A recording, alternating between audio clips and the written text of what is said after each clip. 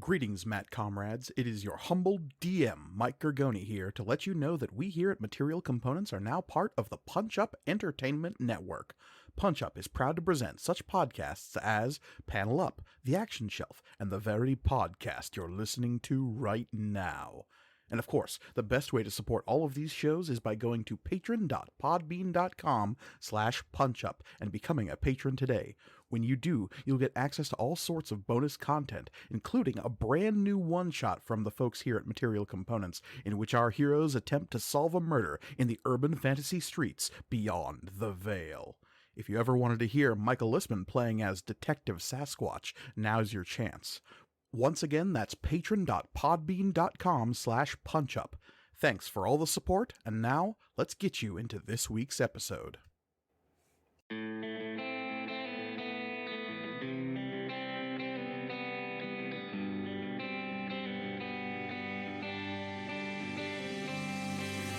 Material Components, Season 2, Episode 74, Prisoner Dilemma.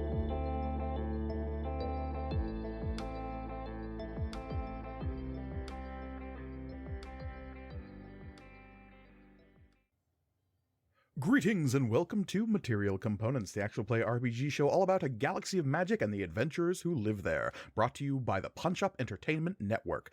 I am your humble dragon master, Mike Gergoni, and joining me, as always, are my stalwart adventurers. Hey adventurers, thanks for being here. Oh, heck yeah. Hello. You're welcome. Yerp. Hi, everybody. I am Olivia, and I will be playing Florian of Akalar. I'm Elliot, and I am playing Shay, the Elven Wizard. I am Michael, and I'm playing Oswald Octavian Theophilus III. And I'm Reed, and I'll be playing Amari.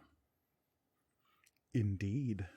And of course, before we begin today's session, I have to ask the same question I ask every time, and that is, Olivia, do you remember what happened last time? I do. Last time,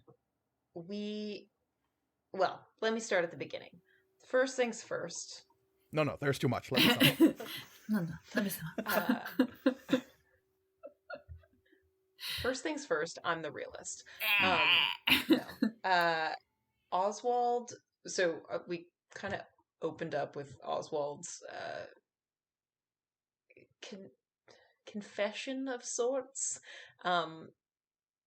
telling us about his conversation with the editor of the archive, realizing that it was some sort of creepy imperial monster thing, and his subsequent decision to not be part of the archive anymore, and his subsequent decision to have Mira back him up, which was good because there was maybe some brief death there, just slightly. Ego death at best. Yeah, that's not important for sentient creatures. It's fine. That's what. Okay. We were then informed that the one of the prisoners that we had taken, one of the mercenaries who was trying to get us a couple episodes ago, was in custody, and that they were interviewing said prisoner, and asked that Amari be present. And so we, as we so often do, split up the party. Shay and Florian stayed behind to get this isolation chamber going so that the next time we go to space and warp, 3 out of 4 of us don't lose our minds, and so Florian doesn't turn into a big, horrible shadow monster. Yay. We requisitioned all of the kind of materials we needed, and sort of used our connections to Amari's wife to make sure they let us actually acquire those materials. Yeah. So we needed a discount, so. Yeah. So that project proceeds apace. Meanwhile, Kala and Oswald and Amari went to go talk to this prisoner. They made a quick stop off at the morgue to look at the guy that Florian grabbed because he's dead now. Probably unrelated. he had he was a 3-pack-a-day smoker. The cancer got him. It just happened to be.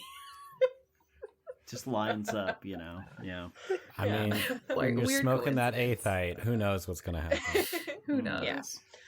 Well, they found that he had like become completely calcified in a reaction that the mortician was basically like, "That's weird. Did you stick him in a nuclear reactor? Because that's what this looks like."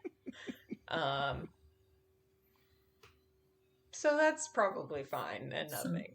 The important part is that Florian, you're an X-Files monster of the week at this point. I don't know what you're talking about. And that's the problem.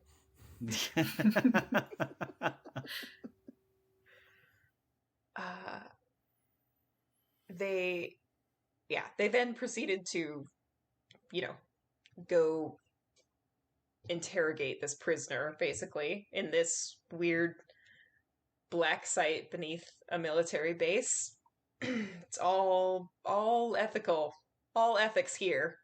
And they were kind of given a rundown of who this guy is and where he's from. And Amari discovered a hidden connection that hopefully he will be able to use in this upcoming interrogation, which is that Prontus Macius, the prisoner that was taken,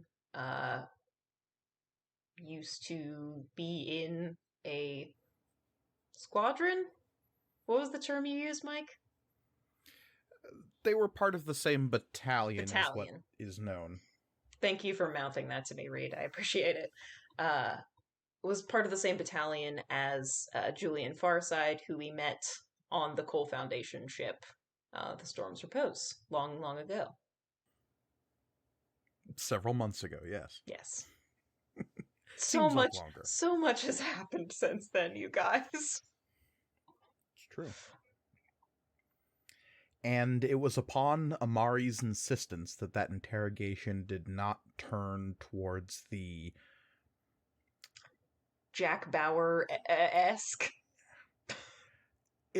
It probably wasn't going to turn bloody and torturous, but there was definitely the implication that the methods that were about to be used would have been invasive mentally, if not physically. Yeah. The implications of amethyst aethite are upsetting, but very intriguing. And I hope something bad happens to my character.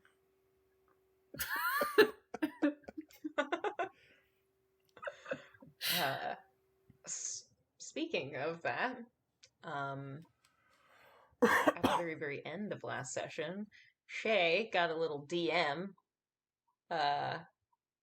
Someone slid into Shay's DMs and was like, "Hey, Ayo, Boo Boo, come to this Don't ever say that again. internet chat room." That's literally the text that was sent to you. Oh, Christ. And so Shay potentially has a meetup with someone mysterious. We don't know who, but probably someone related to This whole Ariel business. The legendary metadiver known as Ariel? Yeah. Oh, but yeah, that's the other thing, is this chat room can only be accessed through metadiving. It cannot be accessed remotely. So, like, great. It's super dangerous. Yeah. So excited. Risk reward. Yeah. I'm imagining the fucking Inglorious Bastards basement scene. Like, just...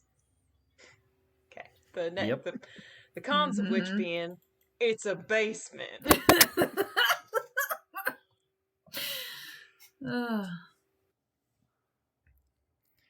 Indeed, all of that is correct. And of course, Olivia, you may be disappointed with your opinion about the certain death of a mercenary being unrelated to Florian of Akalar. Because as we begin, there are 3 facts that must be considered, imprinted, learned. They must be learned, and they must be learned carefully. These are the 3 facts that you know, that all know. The void is green. The void is dangerous. And the void is not empty. Imagine an ocean. Endless and vast. Rolling water as far as your eyes can see. Above the water, it is bright and sunny, the sky warmly welcoming any that would bask in it. The water below you is cold, but not intolerable. It is still touched by the sun above.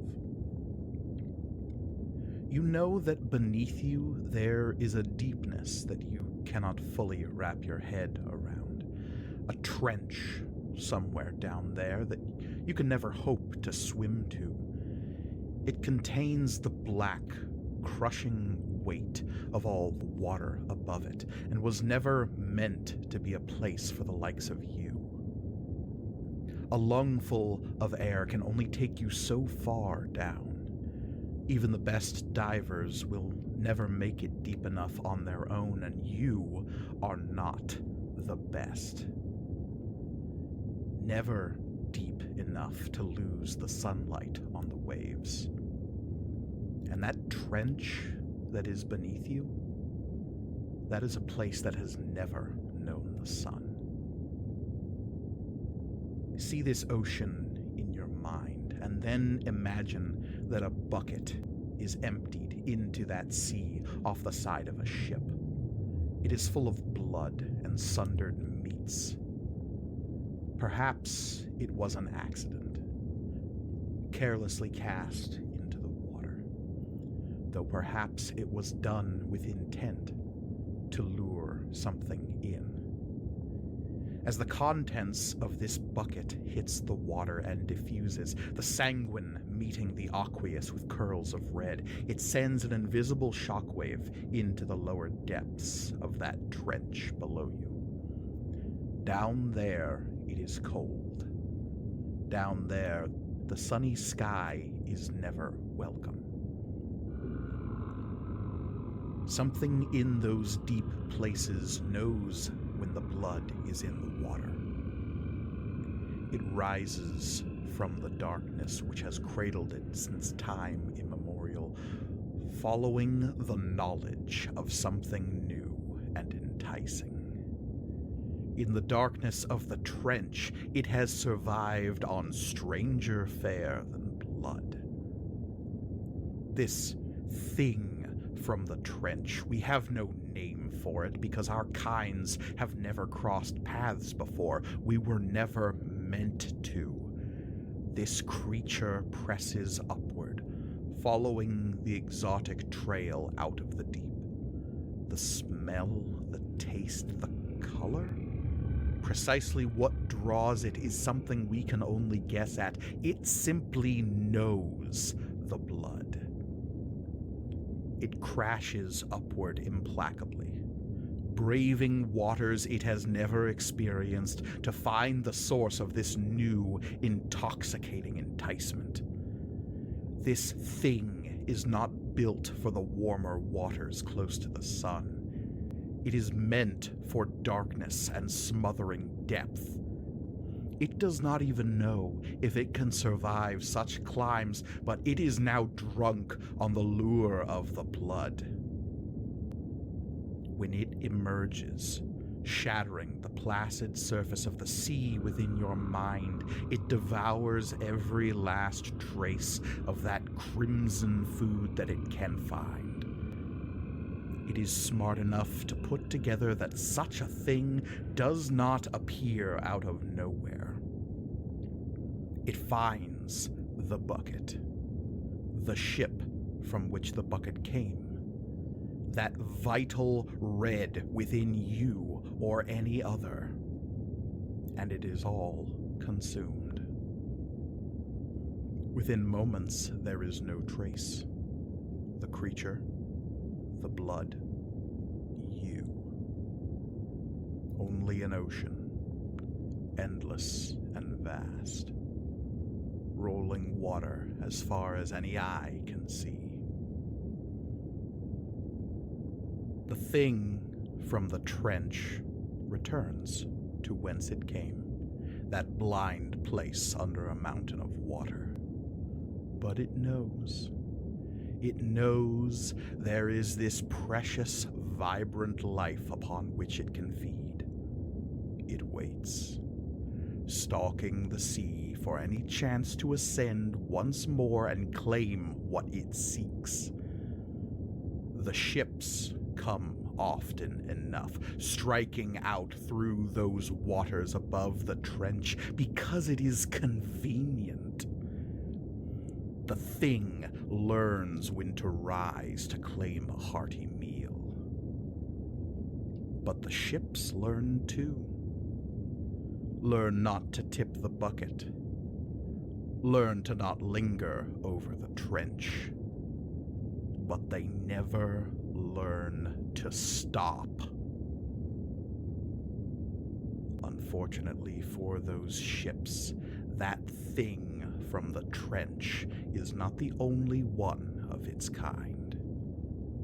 Now they gather and churn, those beasts from below, filling that trench and waiting for the barest hint of blood in the water.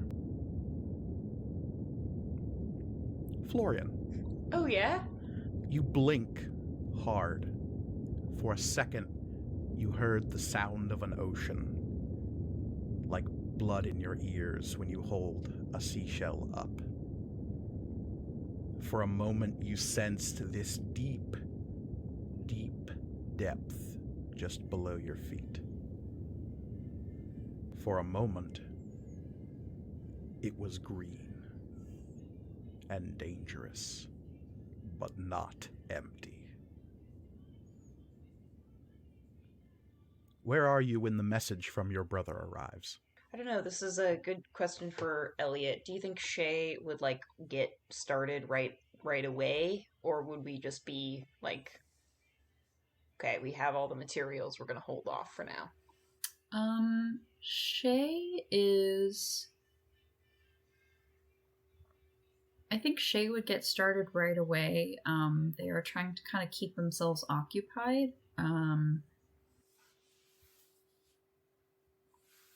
Yeah.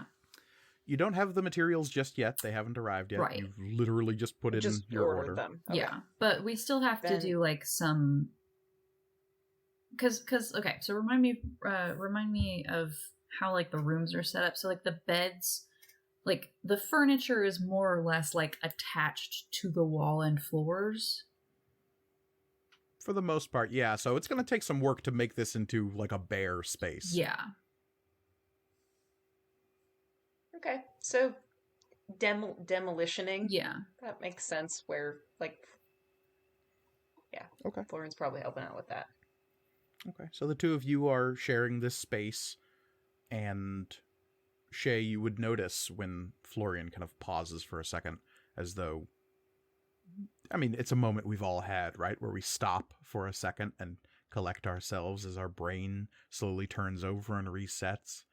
Nothing ominous about that. Mm-mm. No strange recollections of emerald spirals. No sense of deep welling depth beneath our feet that is not empty. Nothing strange there. I mean, But that's you just- are collectively attempting to disassemble a bed when you get a message on your datapad, Florian. I will open it. And it is from your brother. I close Sending it. you... No. Kidding. I mean, that's totally fair. No, I'll at least read I'll make sure that the subject line isn't like, you have to read this post. Re. It does say you have to see this video, but it's just directly a link from him. It's not from... It's not a Like a repost of a chain. repost of a repost of a repost, yeah. Yeah, it looks like Andoni has sent you a video of a bunch of stuffy professors getting clowned on.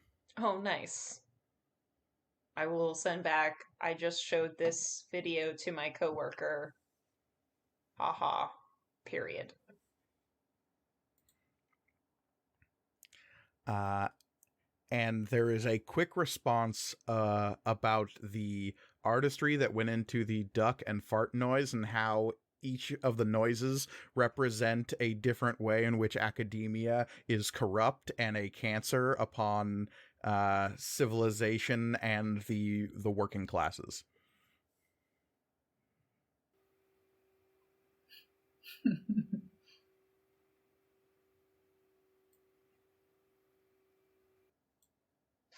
I'll send back a little like a short little paragraph. I'm not going to get drawn in, but I will just respond to the point of like academia does not equal elitism, and the idea that uneducated masses are actually like the problem, and like that's what like the capitalist machine like wants you to be, is uneducated, you fucking little twerp. So you stop short of that. Yeah. Or is that what you said? No, I don't say. Yeah. I mean, honestly, you should probably say that. I'll be Really good. like, hey, I will end it with, go explain this theory to mom, see what she thinks.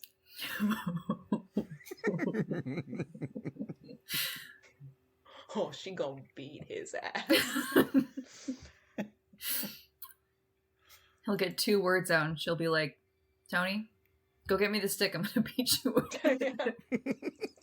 Go find a good switch. Yeah. Okay. And you continue working on disassembling this room. It's a lot of fiddly work because it turns out rooms on a spaceship usually not built to be disassembled. Yeah. Yeah. So figuring out how to turn off like the water taps into this place, and like there's a lot of plumbing and wiring work that needs to happen. Some of this stuff can just like fold up into the wall, and if your plan is just to put a lead sheet over it, it's not going to matter anyway. Mm-hmm. So it's not like you have to strip the wires out of this place or anything, but it is like, okay, anything that protrudes from the walls that you would need to take apart is... Thankfully, you're an engineer. You've got tools for this. Yeah. Yeah, and I'm assuming it literally is just like the whatever interface there is, just taking it'd be like taking the light switches off of the wall, I assume, in complexity. All right, you don't even need to be an engineer to do that. And we're I'll just probably... just rip that shit out. No. And I'm probably like getting some assistance from Mara, like, since she knows the interior workings of the ship a little more in depth than I do, like, yeah, just like asking little questions here and there, like,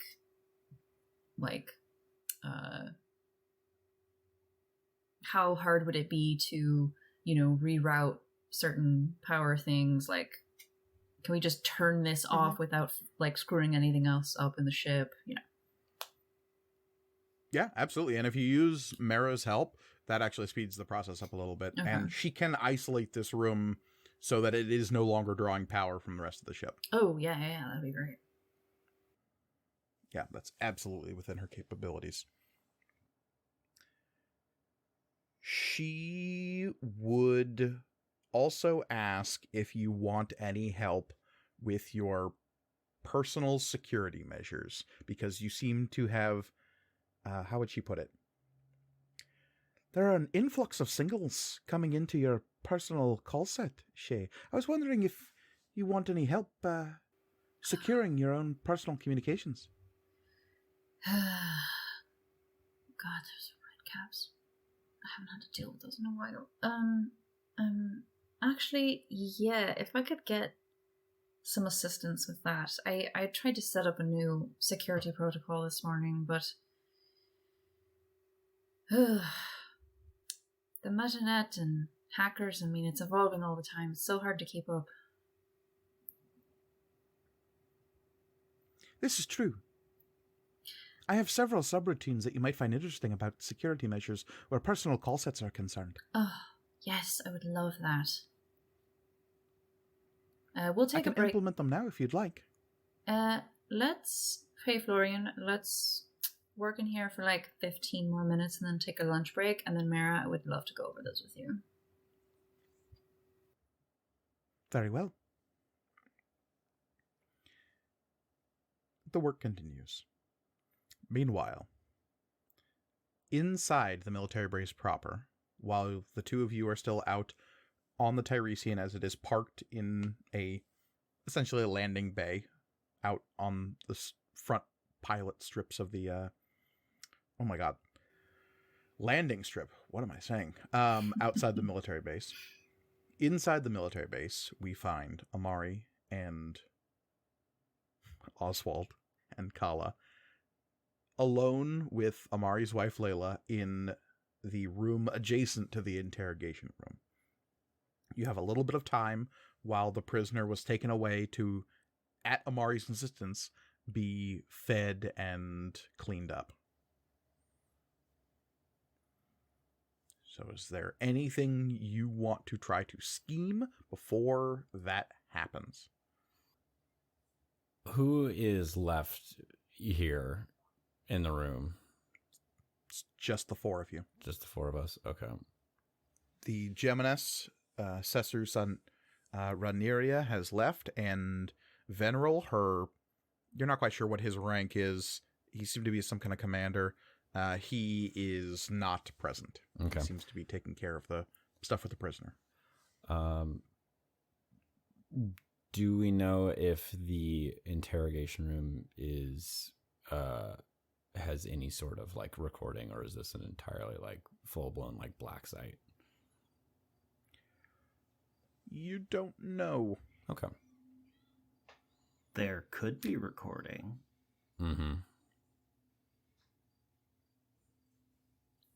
Okay. I would like to see if I can like see if there's any equipment in here at which that would be the case. Okay.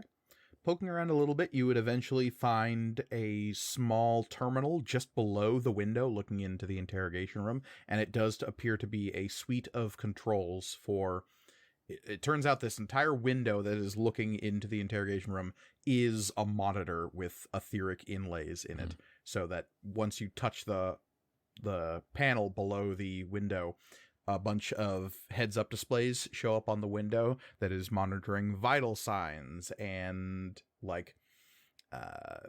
it registers who all is in the room at any given point in time. It gives you a camera feed of just outside the room. It provides you with all sorts of telemetry and data of what's going on inside the room. Okay. And you presume it's recording to somewhere. Okay. I mean, part of me just wants to be like, boop, it's off. Sure, let's do that. Okay. It is turned off. It is no longer recording any data. And Layla would give you a look and say, you know, someone's going to notice that that's turned off eventually. I mean, we can turn it back on when this starts. I'm not saying you need to. I'm just saying I wouldn't be shocked if someone came and checked in on it eventually. Okay. Well, I mean, I'm sure you'll give him a good talking to, right? Is that what you need me to be right now? Is a bulwark? No, that's what I've got Oswald for. What? Sorry. What are we talking about? This is Amari's poor attempt at a joke at Oswald's expense. Yeah.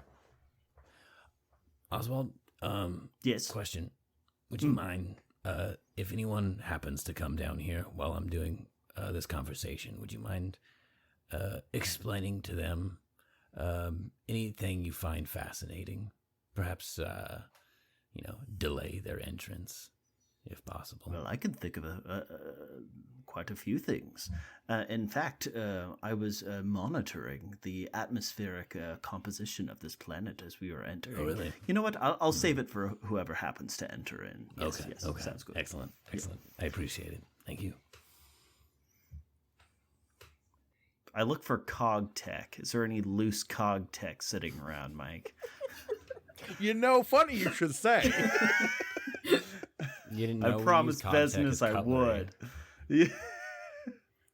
In this room and the room adjacent, there is no obvious cog tech. All right. It's not just laying around, but there is a room that is labeled illegally requisitioned cog tech.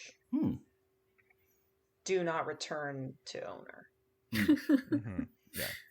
They got it at one of those storage auctions. Mm-hmm. Yeah. They bought the whole container, and wouldn't you know it? But no, there is no apparent cog tech in, yes, like I said, this room or the room adjacent. And you've not seen any, as far as you can tell, on your descent down here. Though, if there were any present, it should be fairly obvious. Cog tech stands out. Yeah. Just between its brutalist design and the fact that it rarely uses aether to power makes it bizarre to see.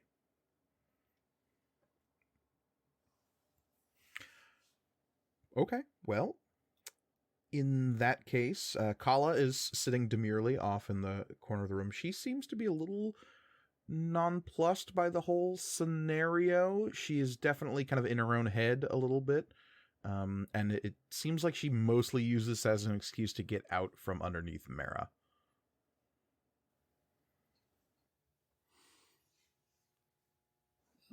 You're down here for... Oh, sorry. No, go for it. I was going to say, you're down here for about 20 minutes. Okay. Left alone until something else happens. And what happens is the prisoner is led back with freshly laundered clothing, looking as though he has been maybe forcibly scrubbed. And you don't know if he's eaten or not. Okay. He is led back by Veneral Sauniria and a couple of guards who lead him back into the interrogation room and basically put him in the exact same position he was before. There's a long, wide table. On one side, there is an upraised kind of ledge or bar. That is where the prisoner sits, and he has binders on his wrists that magnetically snap to that bar on the table. So both of his hands are stuck on the table. And it seems as though the chair he's sitting in is also bolted to the floor. He is left in there alone. The guards depart, though the guards stand outside as Venril enters the monitoring room. And he approaches you, Amari, but bows in deference to your wife and says, "If you're going to do something, I guess now's the time. If you think you can get more out of him than we did, without resorting to more extreme methods." Thank you. I appreciate your help. Give a nod to everyone in the room and Venril does not leave. He stays in the monitoring room. And the guards outside will nod respectfully at you as you exit and kind of go around the corner into the interrogation room. I think the first chunk of this is going to be just Amari sitting down and sitting in silence for a little bit with Prodius. Just to kind of let that, not necessarily tension build, but give a sign that I'm not the same people that have been in here. Okay. Yeah, as you enter this room, just before you enter, the guard outside will say to call if you need anything, and they'll be right in. I appreciate it. Thank you. The guards out here don't have guns. They have long rods that are tipped with ruby aethite. As you enter the space, you find, indeed, the prisoner, Prontus Macius. He is, like I said, a thick stump of a Midrian. He's broad and burly in all proportions. His chest is like a barrel. He's not cut and muscular. He's just big in all of the ways that like a soldier can be when they're eating 12 eggs a day and are on the full I mean, that's what the Reed full does diet every of day. violence That's and why I'm so protein. big. Yeah. You're so big. Mm-hmm. You can see peeking up behind his collar as you enter the room. You're kind of coming in just behind him. So someone in the prisoner's position would have to like really crane their neck and turn their head to see somebody walking into this room. That seems to be a purposeful design feature. And as he turns and kind of looks towards you, you can see peeking up behind his collar on the back of his neck is the very edge of some kind of elaborate tattoo that stretches down across his back. And you would be passingly familiar with the fact that a lot of legionnaires get these kind of elaborate back tattoos as kind of marks of station and symbol. Yeah, we saw one on if it's a similar tattoo to the one of the people who was with the children of Aetir. Correct, 100%. Cool. Okay. And the more elaborate the tattoos, the more kind of high up or important their position, or the more lauded their place or company was. So like somebody who was part of a very renowned legion would have a different set of tattoos than someone who's just like in a newly formed legion. But he would cock an eyebrow towards you. He's got just like kind of slab of a face. The chin kind of comes down in this broad kind of almost ovoid shape and nearly meets his chest, though his chest is kind of out in a way that like he has to work to turn his neck, because it's very clear that his shoulders meet his neck almost like a third of the way to the ear. I was gonna say the man's got. You did see this guy traps. kick his way out of.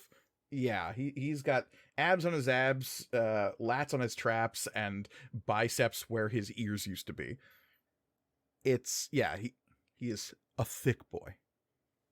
And so the first little bit of this where you're just sitting in silence, he would track you with his eyes as you would come in and sit down, and you can see him studying you. And despite his largeness, it seems as though there is a very calculating stare behind those eyes. He has basic Midrian eyes. Despite his size, there is no stutter in this man, apparently. And he has these deep, soulful green eyes that just stare at you, and there seems to be some turning machine of thought behind them. Amari would be a patient individual waiting for them to speak first, but given their situation, I don't think they're going to. And we do not have to let that silence linger in real time, Reed. But wouldn't it be great if we did? Yeah, let's make this about a No. 7-hour podcast. Audio Who's ready for it? poison. Yeah. So, in an effort to get him to break first, Amari's just like rasping his nails on the table. And when that Are you talking like screechy kind of like? No, just the like the full like a full roll. Okay. Yeah, just and not like quick or anything, just slow and somewhat calculating. Or at least to give the appearance that Amari is attempting to be intelligent here. Mm-hmm.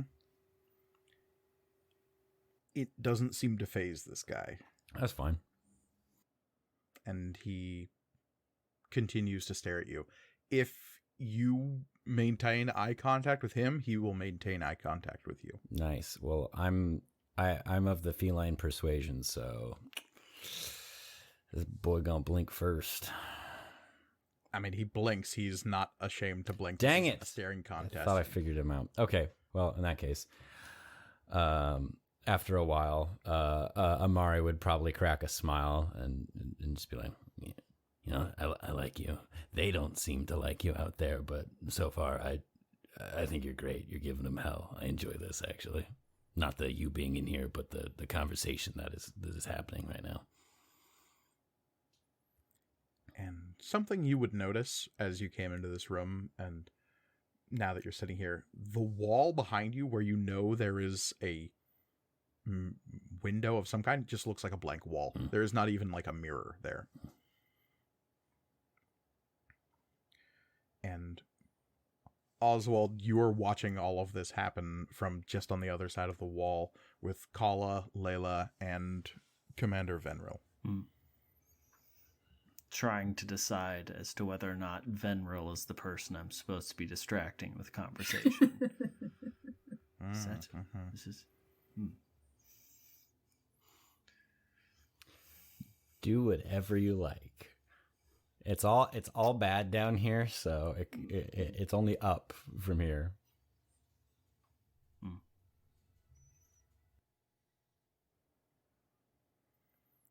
When you say that you like him, Amari, that the conversation is good, there is seemingly no reaction from this man. He just stares at you blankly.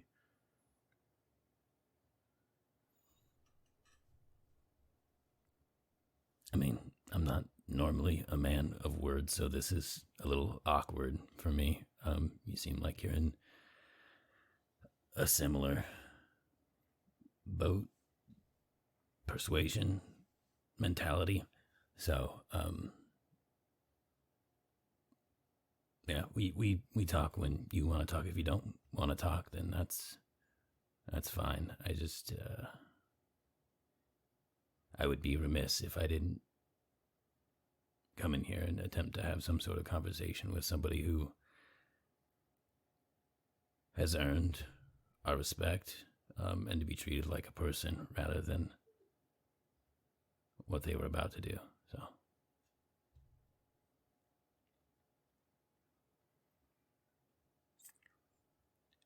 I need you to give me some kind of influence roll here, is what needs to happen. Okay. War Hero could definitely play a part here. Yeah. So you can't ever pull two specializations at the same time. No, but you have just given me some interesting ideas Yeah. for future tweaks to the game. Yeah. Okay. Because I was thinking about that. I was like, That I'm seems a like war a trait hero that with should exist, actually. Yeah, now a you say that. very important wife. So, yeah. Okay. This guy is not impressed about who your wife is. But he should be. He She's was awesome. expressly showing up to do something to you, whether it was murder or kidnapping. You're not sure. Okay, so I'll use my D8 in influence, and then I don't know. I don't think I'm particularly attempting to be forceful on this or careful. I don't know if it's a bold assumption that he's going to want to talk to me because I am a war hero or not. I could see maybe bold. The bold thing here is less that you're a war hero, and it's more that you're the one showing up to talk to him.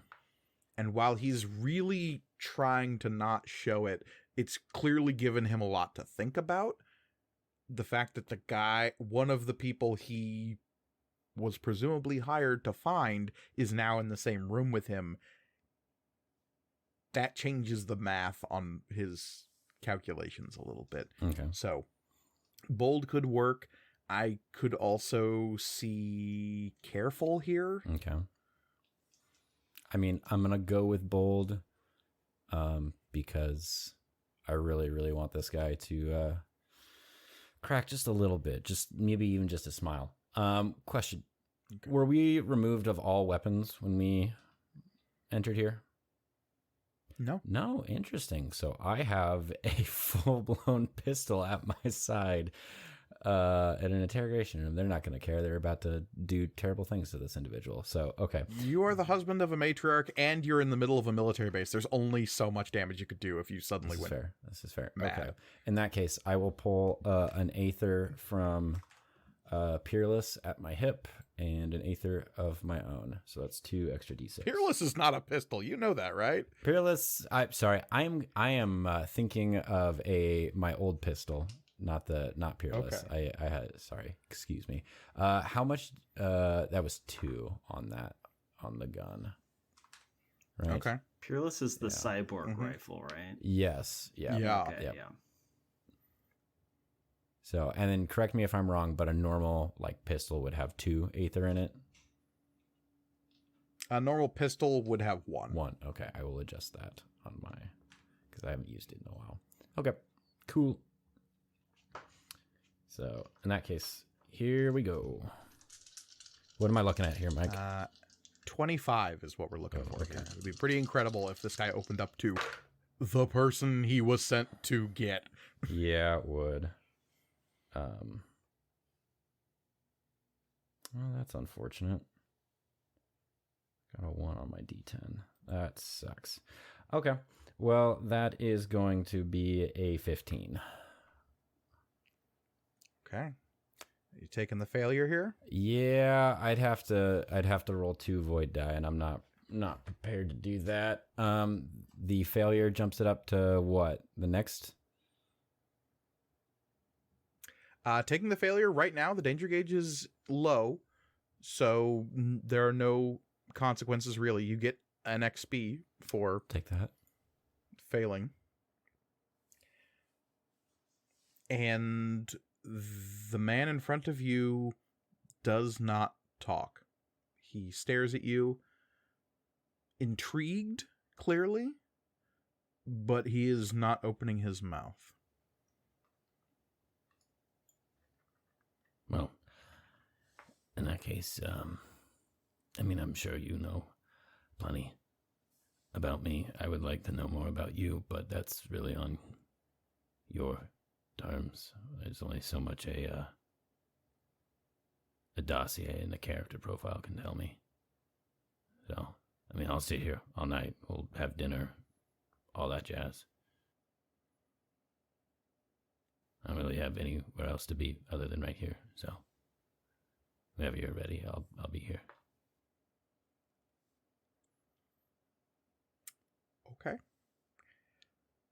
How long is Amari willing to sit here? Oh, all day. I mean, Okay. yeah. How does Venril react to that statement? He seems annoyed. Good. I don't like him. There's definitely like a slight curl of the lip and kind of a narrowing of the eyes a little bit. And again, Venril is this huge dark panther person with these like bright white eyes with just black pupils that are in slits right now. And he is Yeah, seems annoyed by what's happening here. Venral, was it? Venral, is that correct? Or do you have a title that I should be referring to you as? He'll turn and say, Commander will do. Oh, yes, Commander. I'm sorry, introductions were not made. You are one of... He'll turn to Layla. The Matriarch's coterie? That is correct. My name is Oswald Octavian Theophilus III, at your service, so to speak.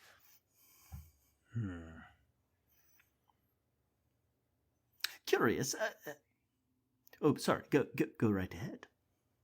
Can I help you with something? Oh, I was just curious. This, I couldn't help but notice the amethyst aethite that you had within your purview. I've been curious about the specific applications of such.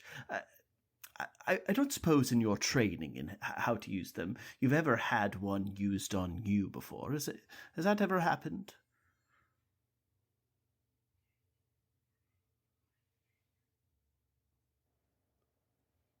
Sir, are you trained in the use of amethyst aethite implements? I'm not, but I'm very curious. Do you know what amethyst aethite is used for? Well, it has an effect upon one's cognitive functions in some degree, although the specificities I'm not quite familiar with. Hence why I'm asking you. You seem to be quite skilled. A trained etheropsychologist can use amethyst aethite to probe a subject's mind, lifting thoughts, even images, out of the subject. With the right chems and apparatus, it is incredibly invaluable for finding out information from those who do not wish to yield it. It also has many medical applications for people suffering deep-seated trauma or memories that they do not care to hold with them anymore. Ah, yes, I see. So there's so say the way that you were intending to use it. What would you say the negative, at least for the one sitting in there? How can that? Obviously, you can use that to draw information out, but how does one experience that being done upon your mind? And it looks like he's probably about to shut you down when Layla from behind you says, Yes, I would be very curious about that as well, Commander. And that gets an even more kind of annoyed look on his face, as there's a clear chain of command here that Layla is above him now. And he will say, slightly through his teeth, Etherics are affected by emotions, right? Mm-hmm. The mind is capable of implementing aether, shaping it. Yes. It goes both ways. If you can access a person's etheric field, you can find conduits leading into the mind, into thought. It takes a very trained, skilled individual to do it properly, but if done correctly, you can garner all manner of information from a subject. What they experience is unpleasant if they're not cooperating.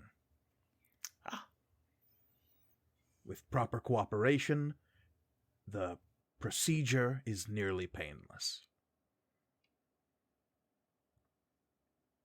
If they are not cooperating, less so.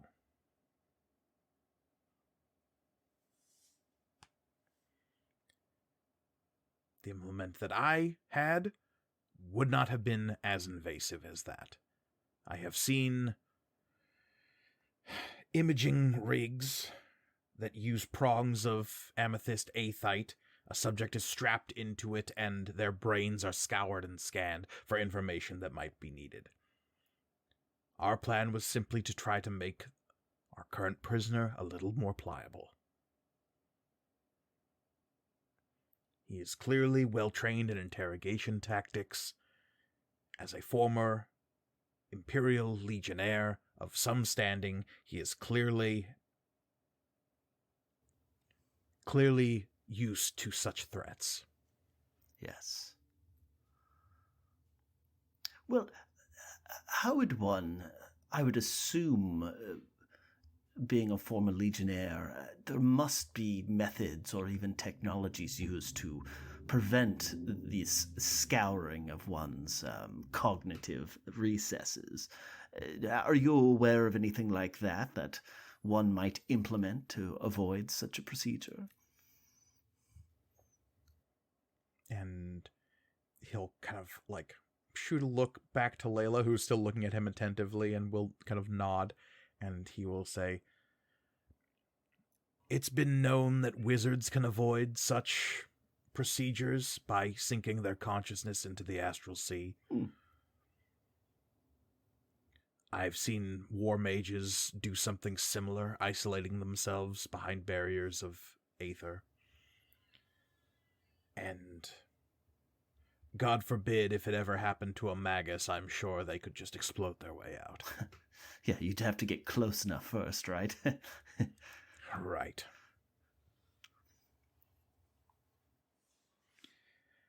Other than that, I am sure there are artificial means by which one might be able to resist such things.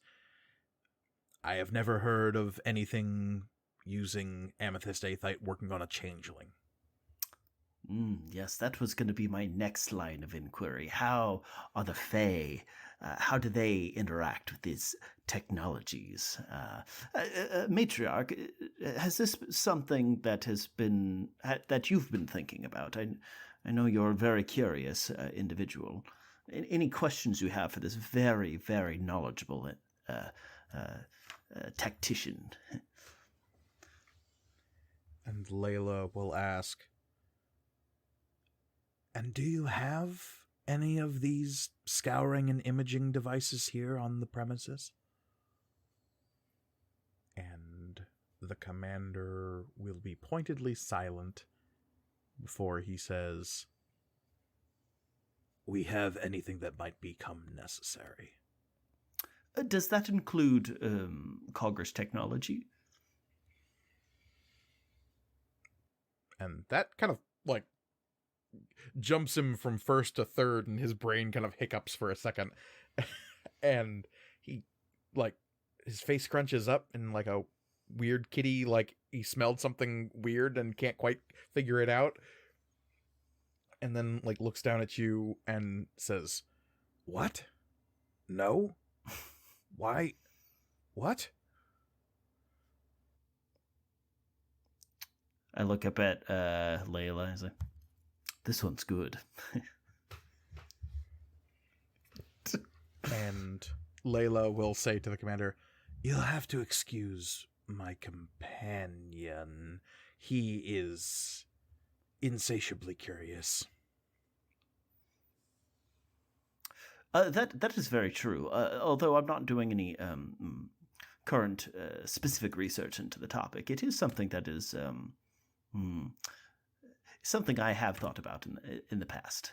Thank you so much for this very, very educational presentation that you've given. Now, is there any other... Layla will butt in and say, "Commander, it seems as though my husband is doing this the long way. We might be here for a while. Could I bother you to go get us some refreshment, maybe some food while we're at it? We might be here a while." Yes, whatever beverages that you have that are highly caffeinated, whatever is the most amount of caffeine you could put into a single beverage that is still legally able to be served, is what I would like. Thank you. The commander's gritted teeth, he'll bow to the matriarch and say, "Of course, matriarch, I will find something for you presently." And he will turn and leave. Oh. I'm not sure if that's exactly Layla what will Amari... shoot you a look. I'm not sure if that's exactly what Amari had in mind, but, Don't push him. Yes, right. Do you know what I mean when I say that? Don't push him. Don't ask a bunch of prodding and probing questions until he gets irritated and then does something violent. Or throws you in a cell like this one. Ooh, yes, well, what secrets he may find if he did that.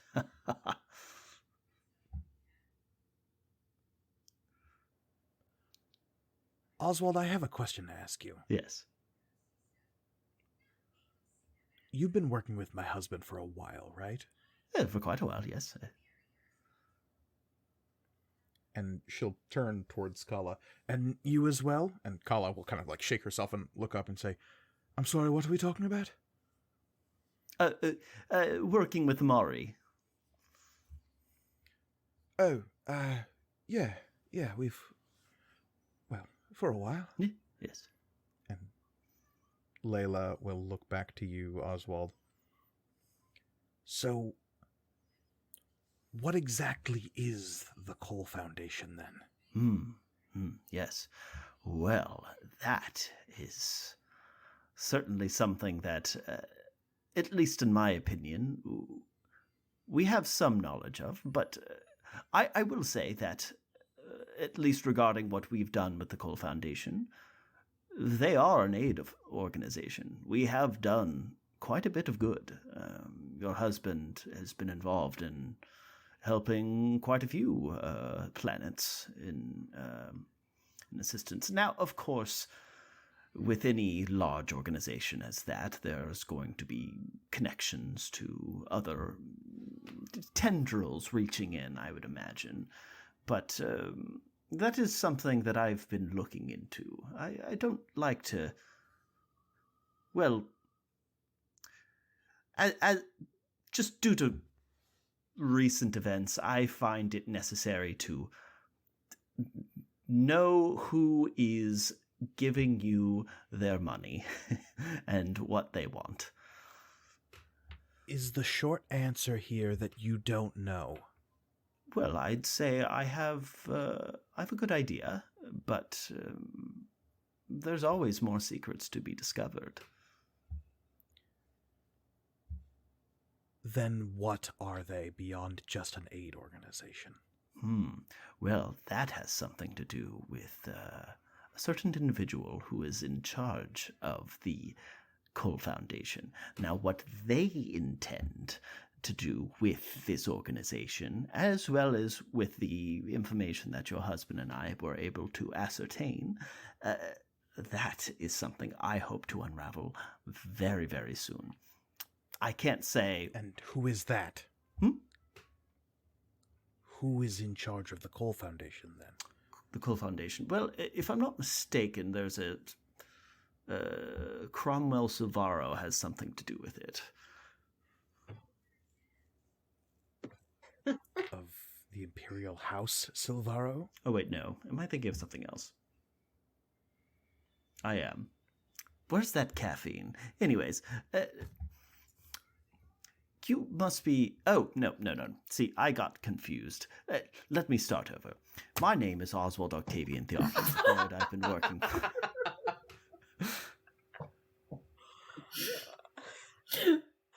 How is Oswald actually really great at avoiding interrogation? Training. She will kneel down and stare you directly in the eyes, and as the cat looms over the little bird man, some deep instinctual part of your brain is firing, going, this is bad. But she will lean in and say, who is in charge of the Cole Foundation? I do not know.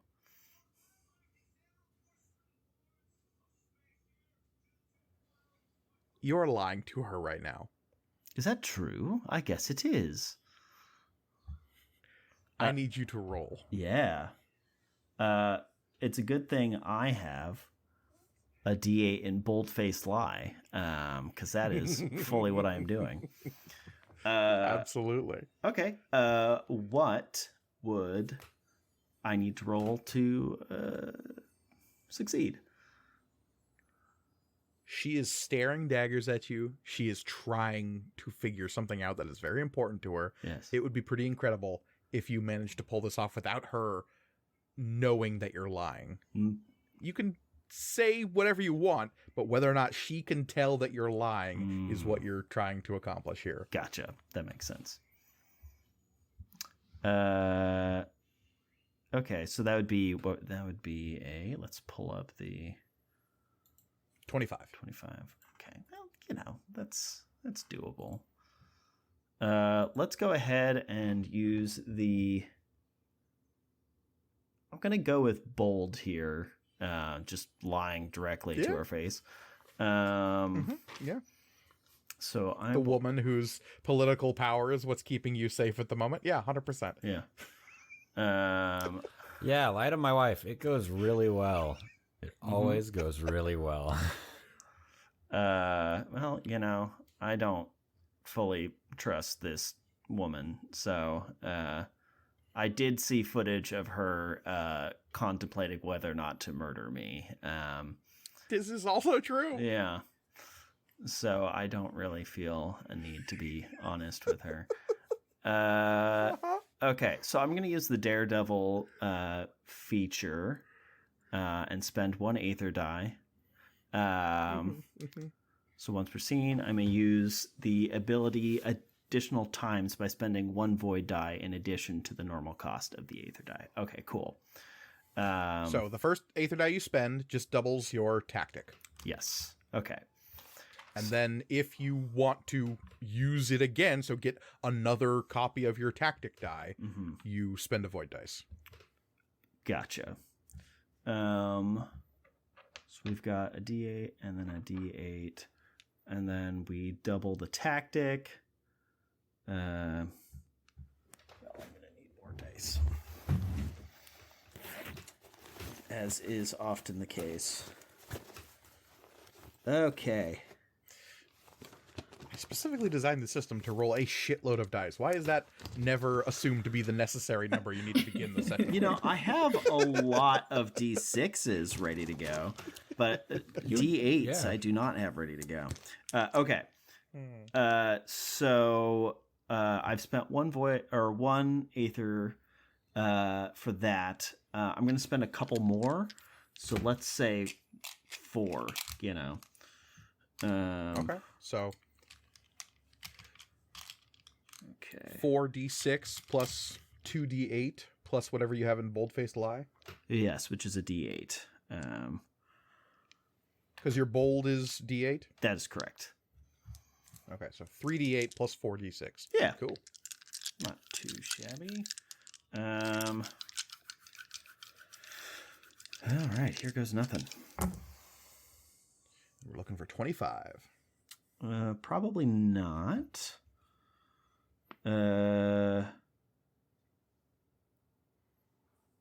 So since I doubled my tactic, thanks to the Daredevil feature, does that extra D8, if that's a 1, does that, how is that, unless it's all, if it's all 3, would that be a total failure? Or It needs to be one of your tactic die and one of your talent die. Both need to be a 1. Okay, gotcha. That is not the case, but I just wanted to make sure. Okay. So we've got 5. Yeah, it's only just the tactic die if you don't roll any talent die with it. Okay. Which has happened a couple of times. It has, yeah. I got 20. Florian. Florian. I got a 21. So. Okay. Taking the failure here? No. Are you kidding me? I'm not giving this woman an inch of. Anything. Right, so spending a void die and danger gauge goes up to 2. Yeah. So I need a 3. Aha! Wait, no, I said 21, didn't I? Is what I rolled before. So I rolled a 3, so I'm at 24. Excellent. Yeah. You know what, Mike? You can have another one, because again, I'm not letting this. I will let the fabric of Why, thank reality you. stretch and split and splinter before I let this woman read anything off of my feathered exterior. And like that, more blood enters the water. Excellent. 30. Cool. Excellent. Just 5 more and you'd have a critical. You know what, Mike? You put it that way. I will have to refuse. But Okay, fair. That's you gotta fair. offer, though. You stare Layla Rarakasa straight in the eyes and say, I don't know. And she looks at you deadpan for a beat and then lets out a sigh and says, I just want to know what he's gotten himself into.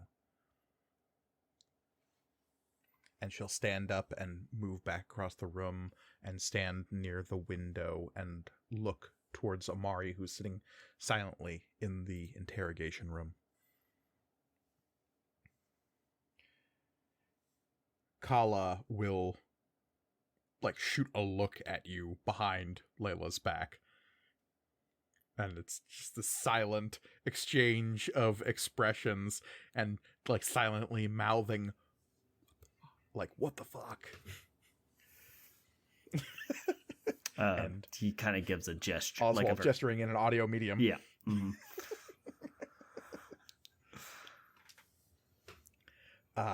And she'll shake her head and mimic something digging a spoon into her brain.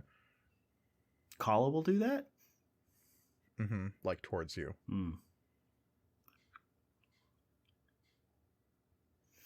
Yeah, he'll sort of ponder that and just try to silently shake off the nerves of being stared down by this intimidating cat woman. Mm-hmm. Realizing that she doesn't have to mime, Kala will just text you on her own personal data pad and say, that is for the best. The AP can get into people's minds. Look at the thing. Look up at Kala, nod, and then put his data pad away. Mm-hmm. And the day stretches into the evening. This all happened in the early afternoon, a little bit after lunch. The day rolls on, and Amari, you sit in silence with this man, Prontus Macius. He seems implacable, staring at you this whole time.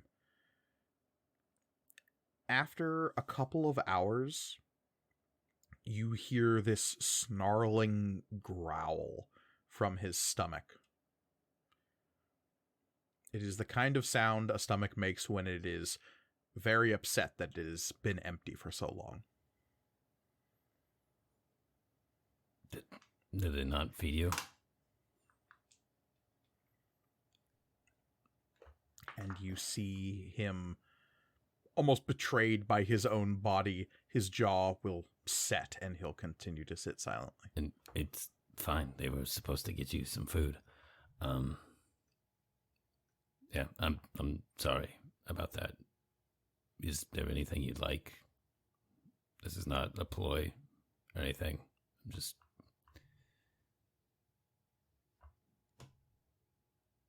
trying to do the right thing, so.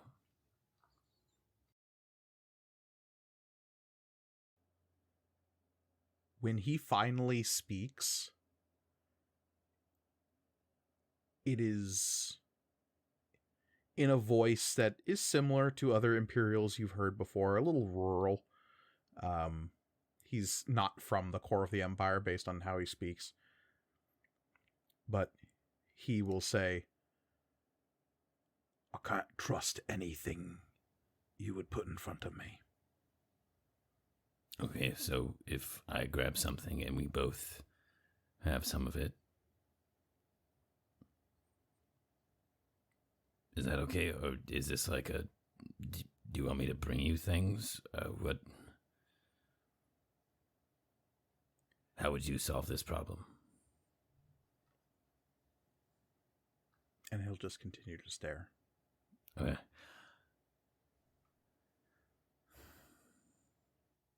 Well, I mean, I could go for some food.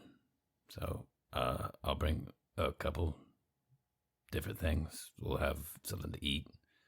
And I don't know, we'll hang out, I guess. I guess that's what this is now. We're just... And he will, for the first time, kind of look away. Just cast his gaze over to the right and look away from you. But his expression doesn't change. I'll be right back. Just 1 second. I pop my head out the door And be like, can we... And the guard's still standing out there. Yeah, it's been a while. Can we get some, like, food or something? Of course, sir. What can I get you? It's like a bunch of snacks, I guess. A vending machine. See what we can scrounge. Yeah, that'd be great. Sure, yeah. Awesome, thank you. Okay. And this happened after a couple of hours. Commander Veneral has since returned and brought he had other people bring a trolley down here that had a bunch of food and decanters of water, and there was a little carafe of coffee. It's mostly finger food, some like stuff to make little sandwiches, and bagels with like cream cheese schmear. Mm-hmm. Salmon, of course. Kitty's favorite treat. And he doesn't stay long. Eventually he sees that Amari and the prisoner are still sitting in silence, and he will just leave, and you hear him tell the guard outside that if anything changes, alert him immediately. And so you are left down here basically by yourselves. There are two guards still out in the hallway, one out in front of the interrogation room, one just out in front of the door leading into the observation room.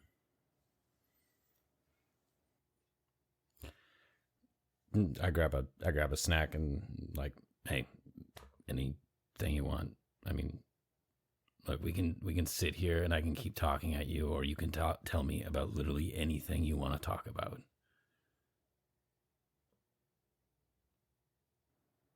And when the snacks were spilled out onto the table, it's a bunch of like pre-wrapped like candy bars and protein bars and like what are those, like crispy nature trail bars kind of a thing. Mm-hmm. And he sees them spilled out on the table in front of him. They're all pre-packaged and like serving size. But he'll see you like peeling one open for yourself, and as you're saying this, he'll like glance at all the snacks, glance back up at you, and then he'll look down at his hands that are still bound to the table by these magnetic manacles. I mean, I'm not gonna feed you. You're a grown-ass adult. I mean, there's guards outside. I have no reason to be afraid of you for any reason. So, His jaw sets slightly at that. If I undo these,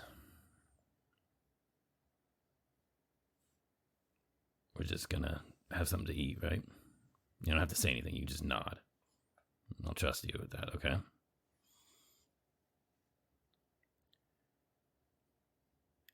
And it's not until there's another, like, really upsetting growl from his stomach, that, like, snarling gurgle of a stomach starting to eat itself, that he will slowly nod, as he's clearly kind of in a resisting a full body flinch as his guts are starting to turn on him. Come on, let's get you something to eat. And I don't know if there's anything I need to do to like undo them. You need to ask one of the guards. You don't know how to do this. Okay, cool. I do that. Open the door. Hey, it's he's not going to be any trouble. Besides, we have both of you out there, and I think I can handle myself. The guards who have not been observing this, they're out in the hallway. So he doesn't know what you're asking until you ask it. I mean, come on in. I just need you to undo the manacles here. I don't think that's a good idea, sir. I do, though. Look, I mean, you can be in here. You can protect me all you want. I'll show you it's not a problem. That guard will glance over to the other guard. They'll exchange a nod. And he will walk in and say, "Of course, Prefect." Thank you. Appreciate it. And even before the door is closed, you can see the other guard out in the hallway, like, going for a comm unit on his shoulder to tell somebody that this is happening. That's fine. And that guard will come into the room, and under your direct order, he will free one of the prisoner's hands. That's fine. Unless you tell him to do both. Nah, one is good for now. Okay. And he will pull a small access chem out of his pocket and touch it to the manacle, and it will spring open. It doesn't demagnetize, but it opens so that he can just lift his hand up off of the rail. Okay. And there's this really tense moment where he's free, but the guard isn't far enough away to where he's not within grabbing distance. But Prontus doesn't move his hand from the manacle until the guard has stepped away, and then he slowly lifts his hand out. What will we be having? We've got some candy. We do more sweet, savory. What are we going with here? He reaches out, still looking at you, and he grabs kind of a oatmeal-y protein bar, like Cliff Bar kind of a thing. He peels it open. Still looking at you, he will tear a chunk of it off and flick it across the table towards you. I eat it. Okay, yeah, it's fine. A little dry. And it's only after you chew it and swallow it, and he sits for a couple of minutes, and then he says, "What's your name?" My name? My name is Amari. Amari. Glances back down at the Cliff Bar, and then glances up at you. Do you? Legitimate question. Do you not know who I am? He will roll his eyes and take a bite out of the oatmeal bar. Okay.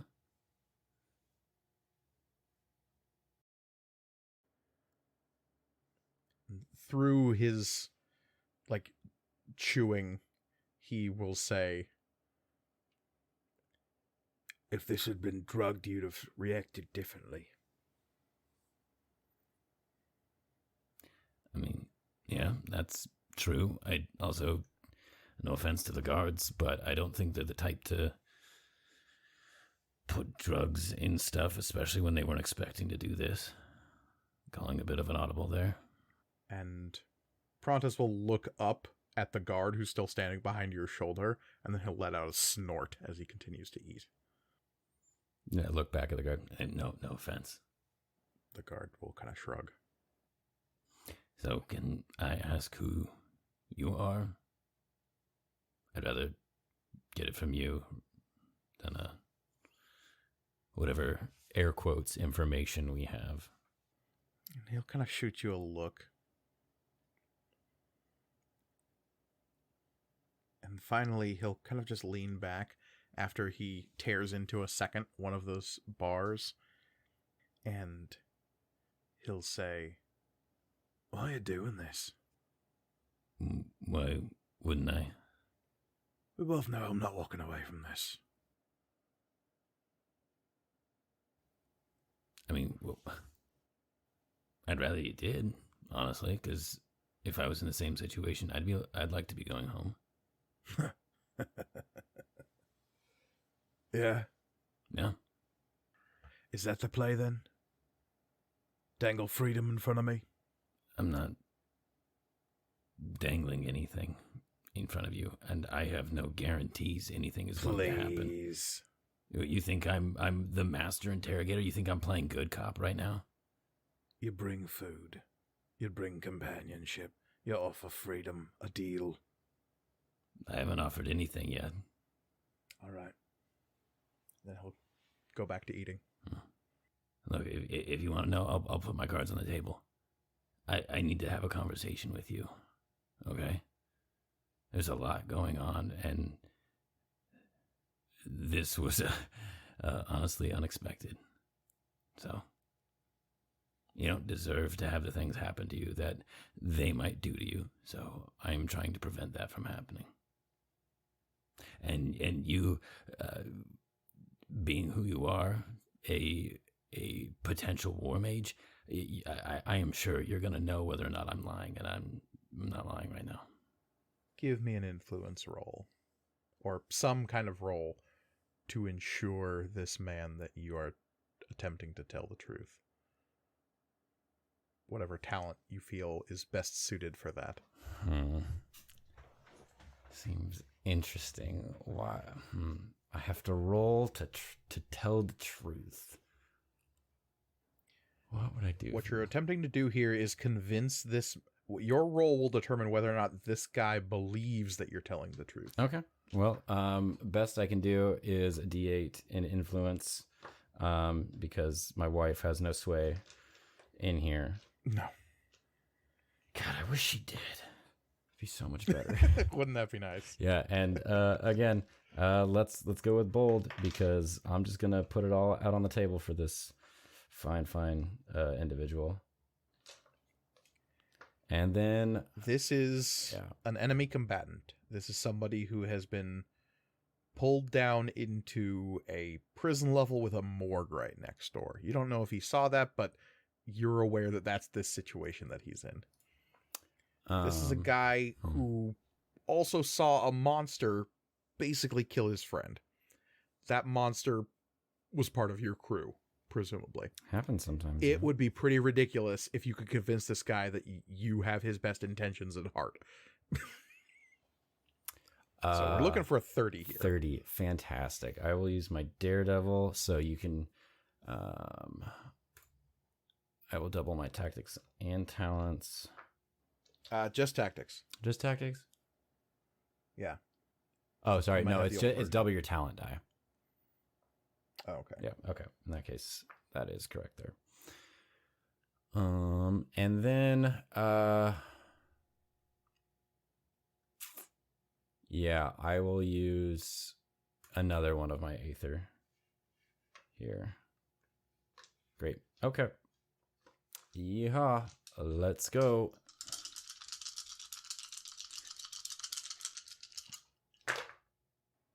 That's not going to be enough. There's an easy solution for that. Yeah, I know, Mike. Because that's a 24.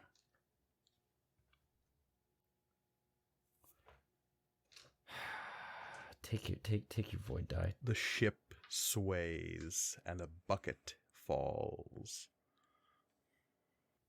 I did roll a 1 on one of my Aether dice, so because I have Savant, I treat that as not spent. Actually, both of my Aether die, 1 or a 2, are not spent. Cool. So 24, you need to get this up by 6. And I rolled a 7. Hey! There we go. And the danger gauge goes up to 4. 4, a nice number. A perfectly non-dangerous number. For now. The last of the non-dangerous numbers. The last of the non-dangerous numbers. You say this with a conviction behind your statement that you want what's best for this guy, that you're not lying. And he stares at you for a long beat before he says,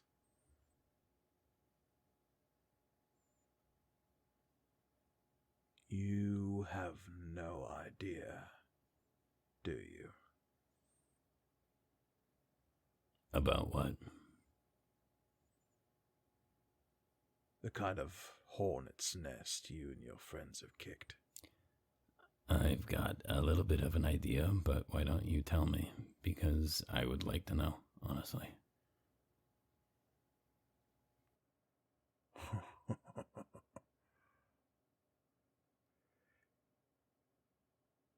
You think it's Silvaro, right? You think that's the problem? Something tells me it's not.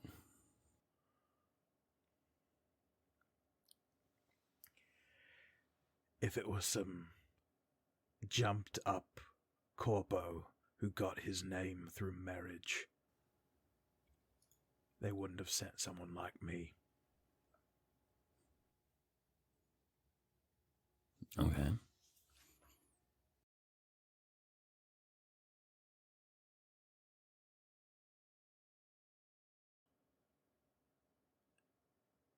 Silvaro's whatever game he's playing.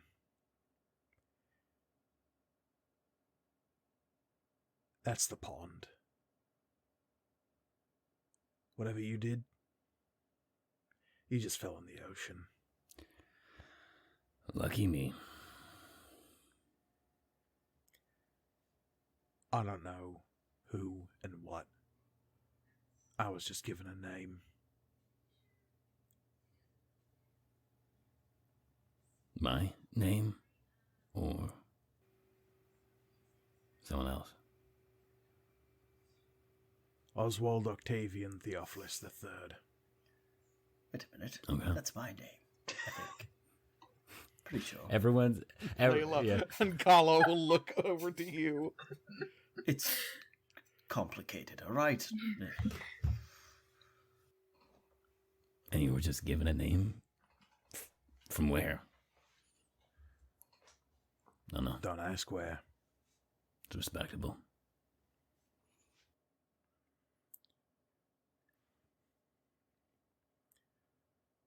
Don't know what he's done. Don't rightly care. But he needed to get got. He's done something, he knows something. Doesn't matter to me. But they wanted him alive, if that makes any difference. I mean, alive means he knows something, right?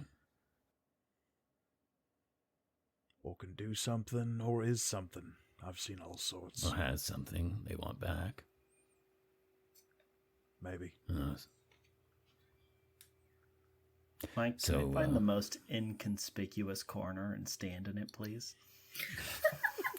The question is, are you facing into the corner, or are you like Yeah, is you your back to the leveraging it, or- corner? Yeah. No, I'm not doing that. You can't turn your back. You got to keep your back to the corner. That's the safest it's place true. to be. So the most inconspicuous corner would probably be to the left of the door leading into this room. Okay. There's not like a clear shot in the room. If the door opened and you were standing in that corner, they wouldn't immediately see you. Okay, that's important. I'm just gonna stand there. Everything's fine. The matriarch like stares after you as you shuffle into this corner and just stand there, pressing your back up against the 90-degree angle before she turns and stares back at Amari. This whole time, here I am thinking like, we're the ones that the whole group needs to be dead, and it's just one now. Okay.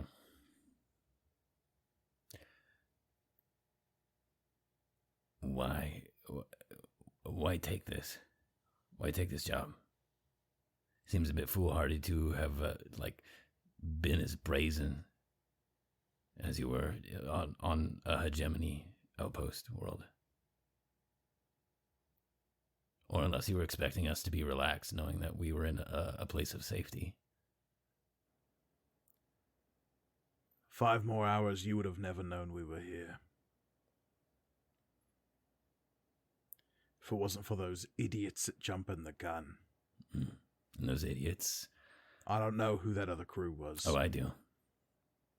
But they're the ones who made it sloppy. That sounds like them. If you say so. Yeah, not the sharpest crew. Are you familiar with Red Bartlett? No, but now that you've said his name, if I ever get down of here, I'll become a lot more familiar with him. Excellent.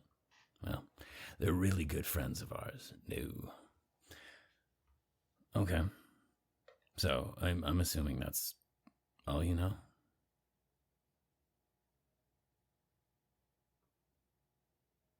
Between that and the wizard, we had some clear operational targets involved. Okay. You were a secondary concern, and whatever the fuck it is you've got in your cargo hold, that wasn't on anything that we had. So how is it you want to get out of here? Do you want to go back to the life you've been living, or do you want something else? Ideal situation. Ideal situation, you find me a way to go back 10 years. Why is that? And I never set foot inside of a recruitment office. I hear that. It's a bit late for ideals, though. Yeah.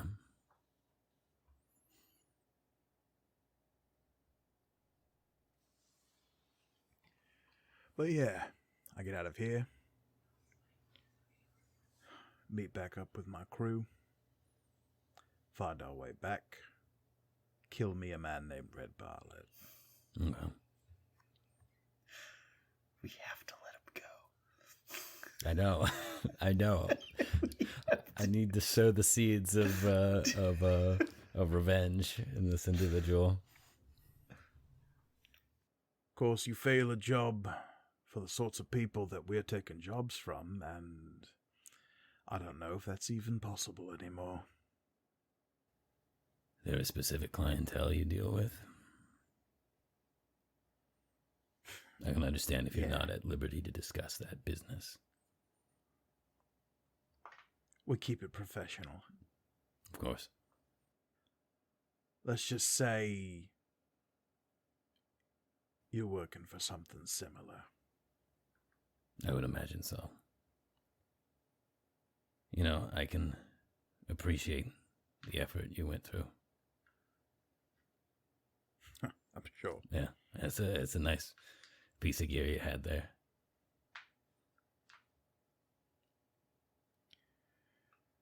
Not bad yourself. Thank you. Thank you. You know, one-on-one, I think you probably would have... Yeah, I think you probably would have smoked me, honestly. Yeah, but you're dealing with the Mark III, right? And I've got a Mark IV. Mm-hmm. Yeah. Twin Aether Core. spins up both arms at the same time. You can only fire your heavy weapon, 3-4 times before you need to cool down? Mm-hmm. Yeah, and I mean, the weapon I'm packing right now has had some damage recently, so yeah, you've got me outgunned. Given your class, probably just outskilled in general. And see, now you're buttering me up for something, and it makes me all sorts of suspicious all over again. No, just like a good piece of tech. All right. Congratulations, Amari Kelrakasa. You have won me over. Glad it was me. So, I think I'm going to do you a favor. Mm-hmm. Ditch the Avia. Ditch the Wizard. And most especially, ditch whatever the fuck it is that Taro thing turned into. I don't think you're cut out for dealing with the likes of them. I mean, I could probably say the same for you, unfortunately.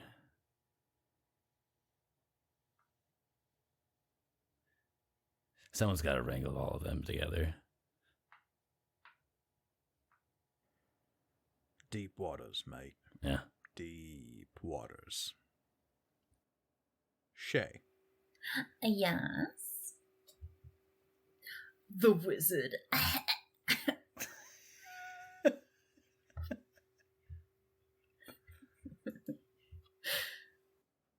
The safety protocols that Mara is proposing require you to integrate your personal call set with the Tiresian so that she can interface with them more thoroughly.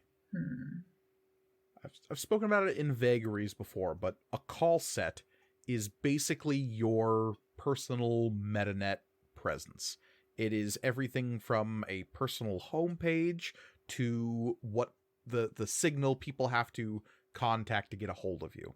Almost every piece of communications technology in the Dragon's Wake uses a call set. Mm-hmm. Even if it is just for a text message, a hologram call, or diving into the metanet. All of it uses your own personal call set, which is effectively your little etheric signature that you put out into the aether. Obviously, it's like copy and paste it onto tech once you start using data pads and computers and whatnot, but all right. Think of it as like spiritual facial recognition. Yeah.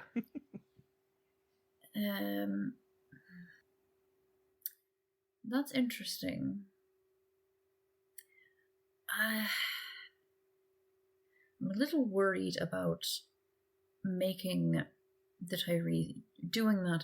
Tiresian even more of a target than it already is. Ah, I see. Yes, that does present a bit of a conundrum, does it not? Yes. And not only that, but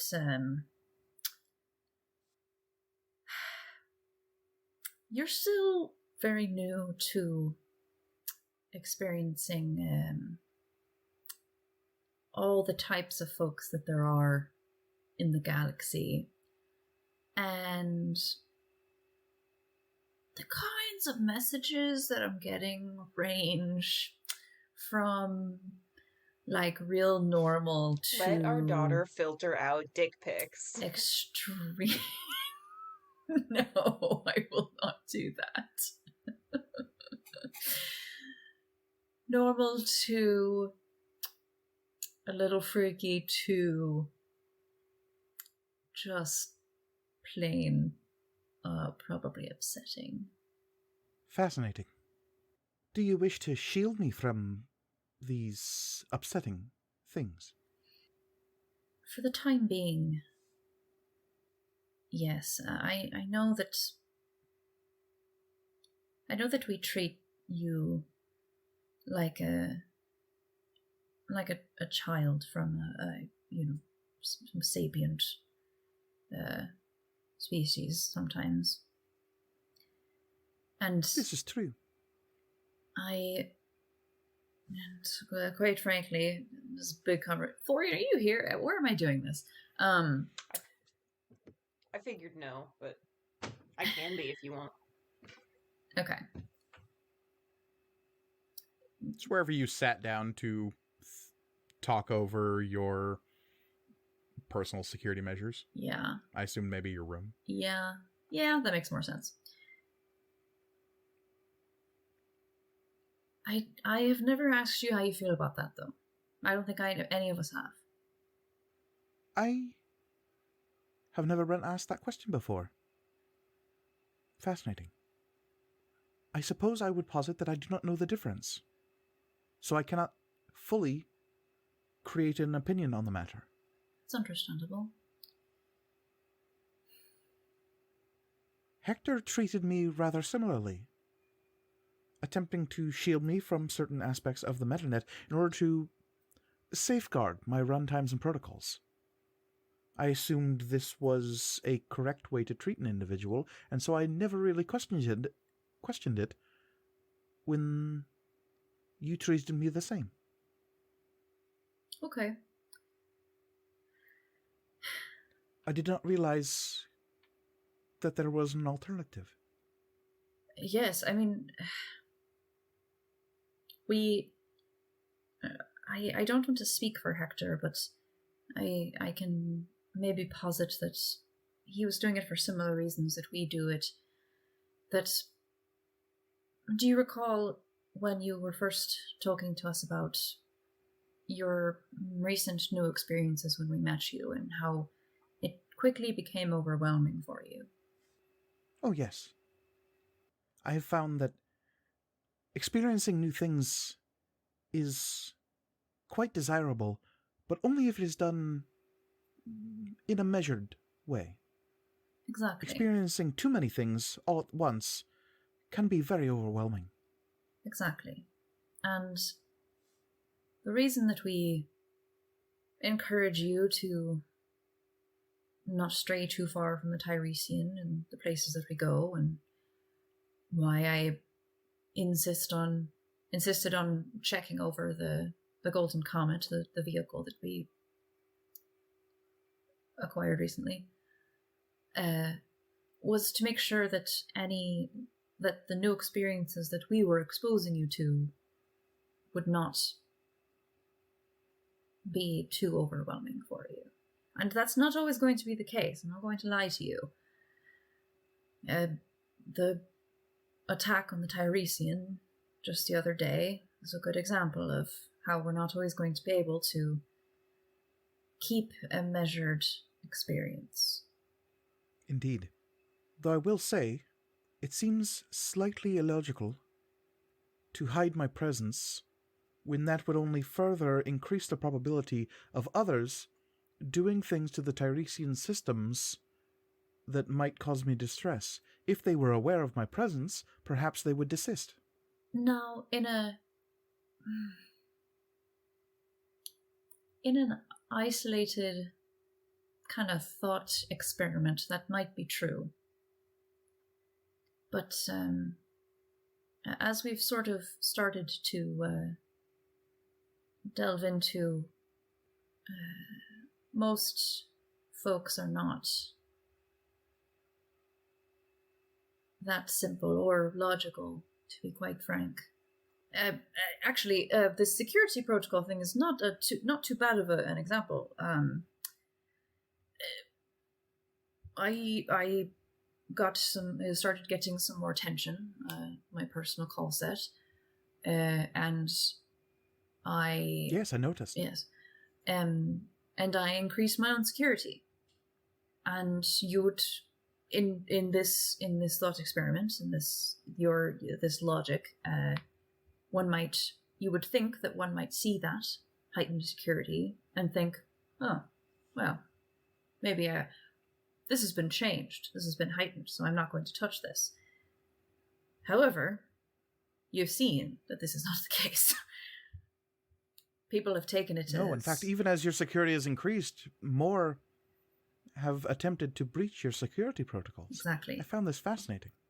People folks tend to see, and again, this is a generalization, and I don't want to paint with too broad of a brush, which is a metaphor. I see. Some folks can take that as a challenge to overcome. And is that something that sapients yearn for? Overcoming challenges? In a broad sense, many do. Some may take it personally for whatever reason that they haven't, quite fixed for themselves. Fascinating. Challenges are to be overcome. You have given me much to consider, Shay. I'm glad. I really am. I think it's good that you're getting a lot of different perspectives from a lot of us. Yes, indeed. Oswald has given me some incredibly unique perspectives. I can imagine that is true. I've certainly been exposed to lots of new perspectives from Oswald myself, so that does not surprise me. He seems particularly adept at that. Yeah, he does. Well, if you require any further aid regarding your call set security, I am here. And if you would like to talk more about anything we've discussed today, or anything you've discussed with the others that you have questions about, or, I don't know, any clarifications, I am also here. Oh, in that case, I do have one question for you. Oh, of course. Go ahead. Am I alive? Amari. Yep. Mm-hmm. What a question. Come up with any What a solutions question. to your predicament? Yeah, what a question. Are any of us alive? That's what I answer with. No. Yeah. I am a poet. So my first question is, Mike, has the guard been in here this entire time since you brought in the snacks to, witness this? Unless you told him to recuff the prisoner, yeah, he's sticking around. No, that's great. I have someone that can corroborate the information that Prontus has just shared. Mm-hmm. Yeah. In that case, I would would ask him some more questions about why won't he share the information about who hired him? Because it seems like he knows, but again, business being business doesn't want to give away, who that is. And he would ask you, would it increase my chances of getting out of here? Yes. Now, see, here's where it gets stuck then. Mm-hmm. Because I could tell you who I think the person who hired me is, because, again, I don't really ask these questions, but I maybe have a thought or two. Yeah. But if I'm right, if it is who I think it is, if I get out of here, it's not going to matter. No. I'm dead either way.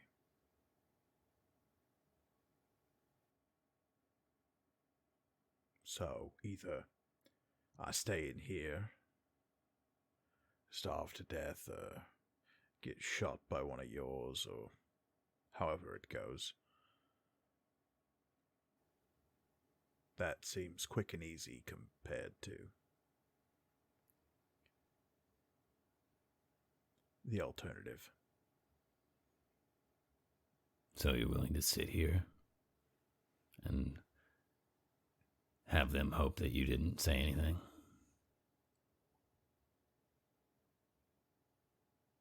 Yeah. Okay. Like I said, professionalism. Right.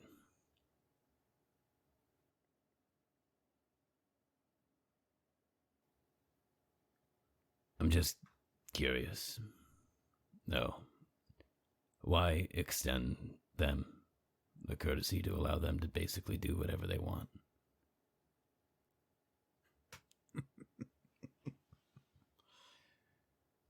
Because they already do, mate. So you're just going to keep perpetuating that? He'll shrug. You think there's some bigger cause to fight for? Did you think there was some bigger cause to fight for? I certainly did. 5 years ago. Yeah. I've been part of an aid foundation to make up for that for the last, I don't know, year or more? Well, good for you. Yeah. What have you done? It's not it's not people. Yeah. Same.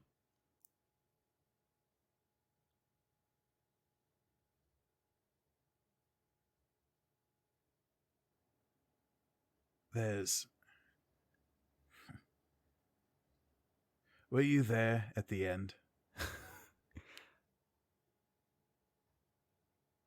I think at that moment, Amari has been hoping to kind of avoid this part of the conversation because it's not like a happy thing, you know. No one wants to have this conversation. It's always like, I would love to talk to somebody about it, but I don't want to put myself into that position. It's like, if I could have the conversation without having the conversation. You wish you could unburden yourself of those thoughts and those memories without dredging them up. It's a paradox. I hear there's some aethite that could help you with that kind of thing. And some people fall back on that sort of thing. Yeah. Were you there, though, in the city, when it happened? Evac, yeah.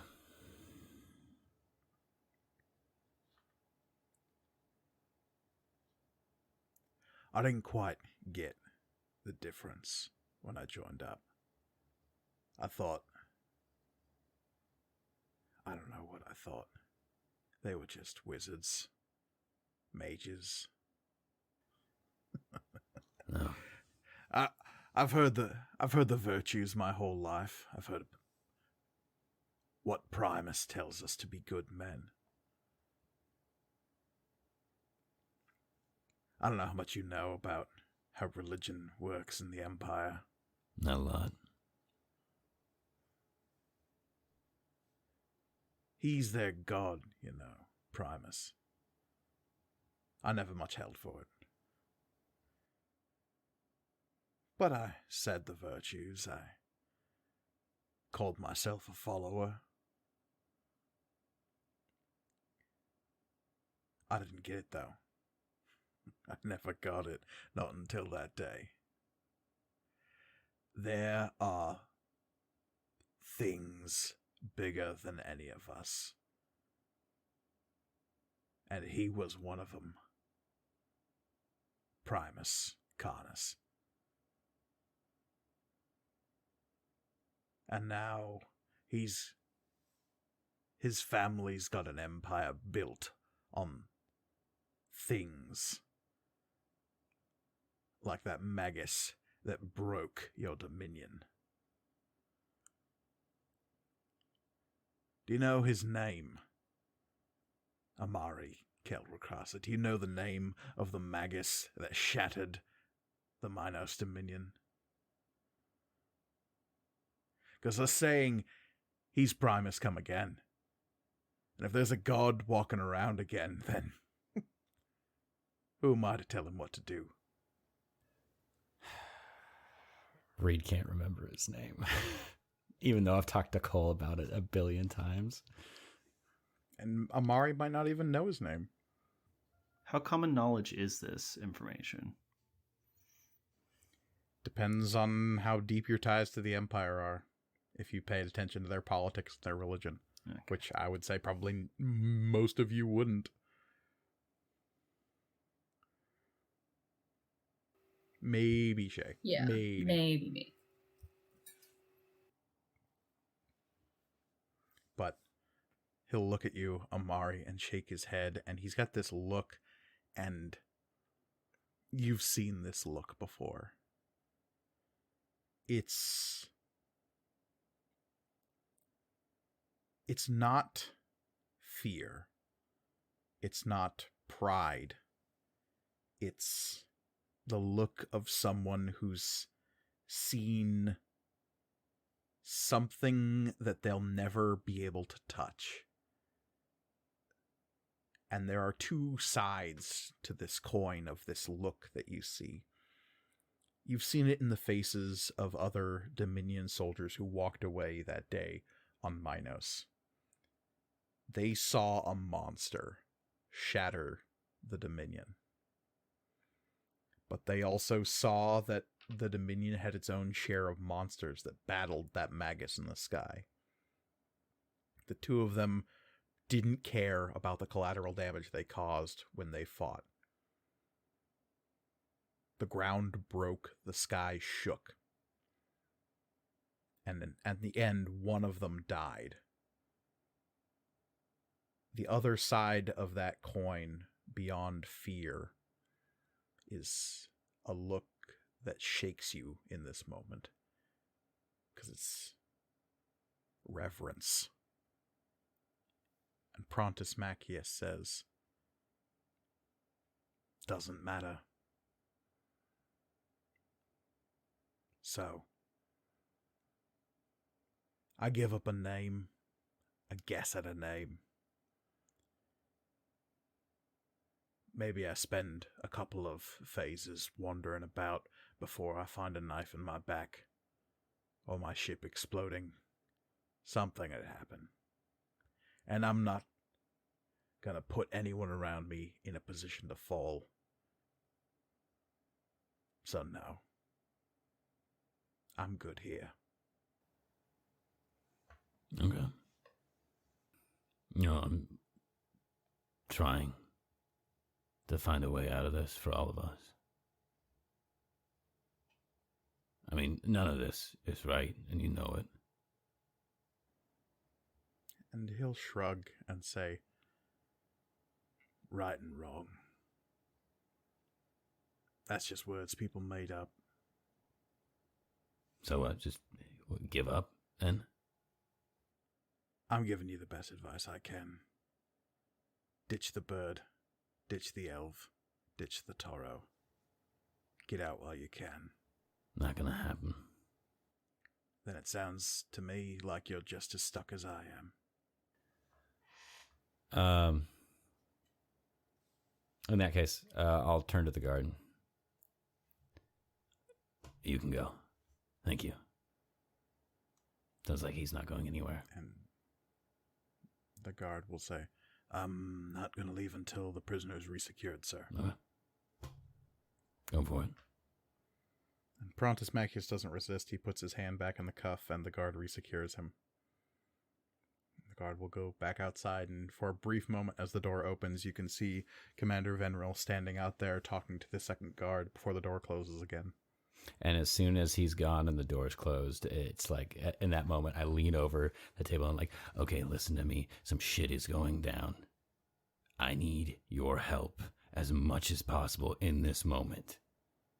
And he kind of like leans back a little bit and like stares at you at the sudden change. Okay.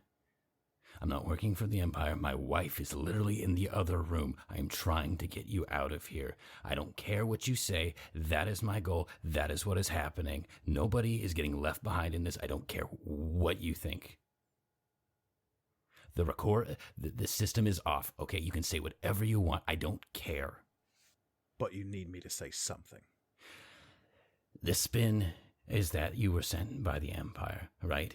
Because any good matriarch worth her salt is going to want to attain some sort of clout by being an enemy of the Empire, right? You've already told me that, okay? And it can be corroborated by the guard in here. You were sent by someone who, some associate of the Empire. There's no one that is around that is going to doubt that at this point. You've got tattoos covering your neck and your back. I know for a fact you're associated with Julian.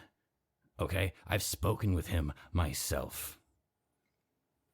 And that, stops him cold. You've spoken to the princeling. Yeah. Had a beer or What's he two have with to do him. with this? Nothing. I'm trying to keep him out of it, okay? Then what do you want me to say? I don't know. You're obviously smarter than me, okay? I'm not going to assume that I am going to have all the answers. My wife knows more than I do in this situation. So just please help me help you.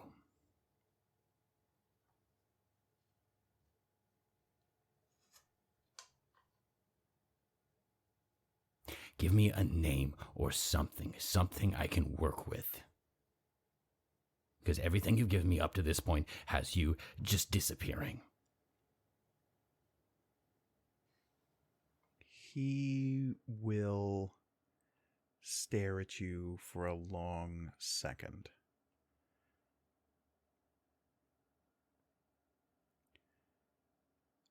And then he will say, Zod.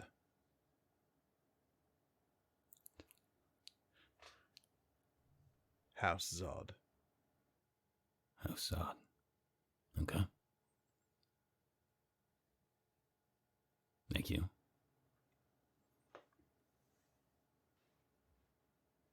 And he will stare at you evenly and say, if you use this, that's a hornet's nest you can't unkick. Yeah, well, I'm already wading deep into the ocean, right? Best hope you can swim.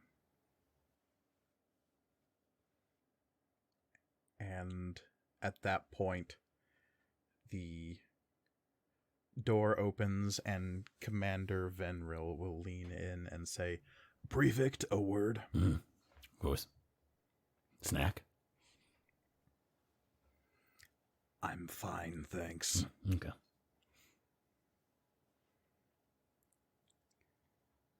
And you leave the interrogation room, and Commander Venril would like to ask you what the hell is going on. We had a chat. I got a bit hungry. But I'm a prefect. I'm not feeding anyone. Thank you.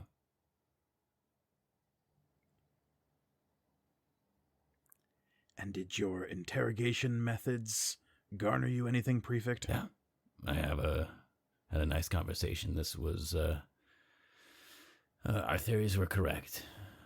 Someone from the Empire did send them. And the guard who was in there with you for most of that talk will nod. And the commander will say, then please elaborate. Pray tell who sent these armed men to kill you and yours.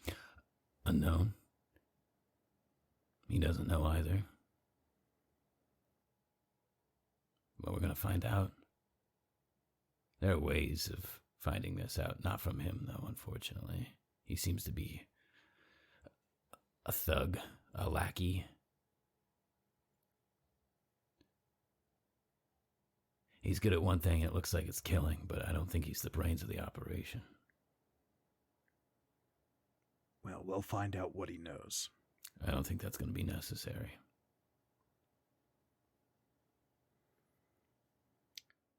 With all due respect, Prefect Kelrakasa, what you think is necessary and what we do here on this base are two separate things. And I think what you do on this base is deplorable.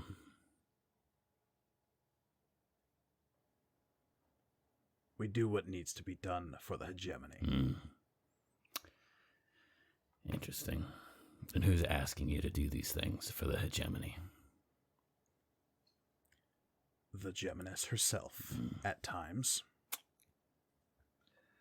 Good to know. She is representative on the Council of Pride Brothers, as you well know. Oh, of course. Which I might remind you, your wife is not yet. Yet.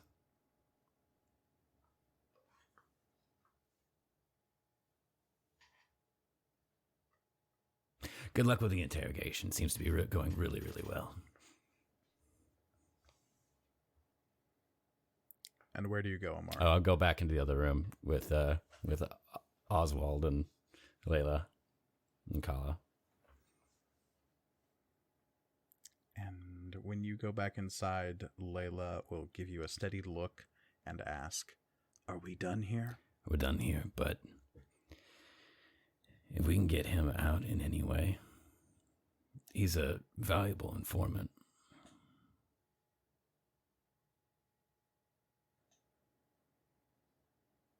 How important is this to you? Extremely. If we can spin this in any way, as we have we flipped somebody to be a person that we can utilize to gain additional information about who is out here, quote, hunting us, then I think that's the story we need to tell, isn't it? That depends, Amari. Do you want to use the name that he just gave you? Because I don't think he was telling you the truth. Okay. No. Because that is the name of the Empress's husband. No, we won't be using that. Okay. Not until we can figure something else out. It's too early. Well, I will see what I can do about making sure he's not shot immediately, at the very least. Put him into our custody. Give him to Fried And Ricasa. she'll turn her head and actually start nodding. She says, "That's actually ingenious. Remand him over to our custody. He's part of our investigations into the Empire. Which He's tied in with." Which is why, if they have any reason to ask why we shut off the systems, we'll fully admit to it. There's valuable information that pertains to all of our investigations, stuff that is not privy to anyone else. Absolutely, absolutely. Yeah, I can spin this. Okay. I'm not saying he's going to walk free, Amari, but I can at very least get them out of here. The safest place for him is honestly to be with us. All right. All right, I'll see what I can do. Thank you. You three head back to your ship. I'll be in touch. Will do.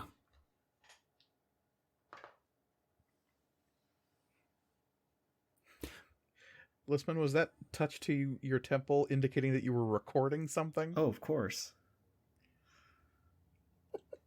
And what, pray tell, would that have been? Oh, this whole conversation that Amari had with his wife. Interesting. Okay. First airlock, Oswald. Hey, there's a very interesting thing in the airlock. Can you go get it for me? There's 12 loco. I just had it put in the airlock to keep it cool. My death will not save you, Amari. Hey, Nothing will. I pissed off my wife. I'm already dead. Hey, quick Q. Hey, quick Q. Why do we all hang out? I don't know. It's our job. It's our job to hang out. We don't actually like each other. Florian, where are you as Shay is off answering existential questions to young Pseudo She and the others are coming back from interrogation? Where's Florian? Florian's kind of at loose ends. There's not any, we're not, doing anything. I don't think he knows what to do with himself. So probably in my room. Okay. Your room is still kind of the Spartan affair. You've got some plants from home. Yeah. Couple of books. They're not doing well. I had a good setup on the Storm's Repose, and they're just like, please kill us. In fact, they're saying that. Yeah, it's true. It's weird. They whisper that to me all the time. What is running through Florian's head as he ponders the thing that has been reported to have happened several days ago is still not something you've had like any real confirmation about. You've had the story confirmed by Oswald and Layla, but you weren't there for that. That wasn't, you didn't experience any of that. Yeah, I literally don't think there's any sort of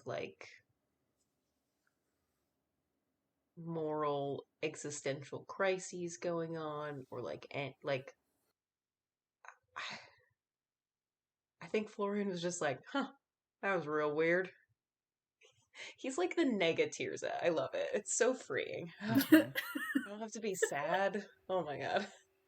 I think he's more nervous about and apprehensive about the other experiences, far more than this has worried him.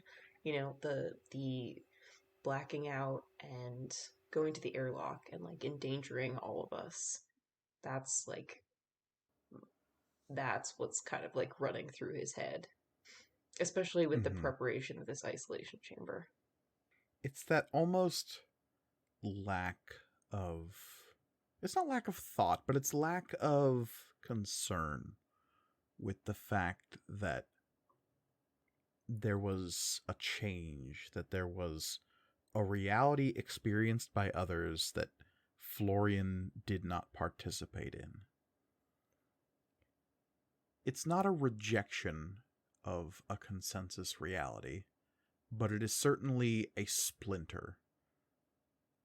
That there is a chunk of time in which there is a few people that accept one thing happened, and Florian's own perceptions reject that thing happened. Yeah, I'm sure that that's what they saw, and that was what the outward appearance of that was. That's just not what was happening.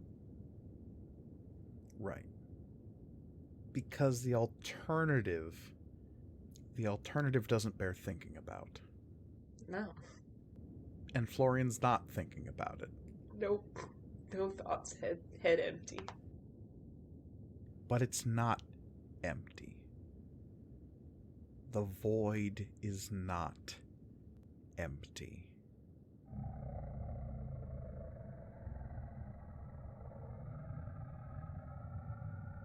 But exactly what happens next will have to wait until next time. Because as always, you can find us online at MatcomRPG on Twitter and Instagram. You can also email us at materialcomponentsrpg@gmail.com. We always love hearing from all of our listeners. You can find me on Twitter at CryOutOlivia. I am always there talking about D&D and other RPGs and also just a lot of other nerd stuff. So come hang out. You can find me on Twitter at Elliot C. Lewis. I'm an illustrator and graphic designer, doing a lot of tabletop RPG and other fan art. You can also support me on Patreon and Ko-fi. Links to both of those are in my Twitter profile.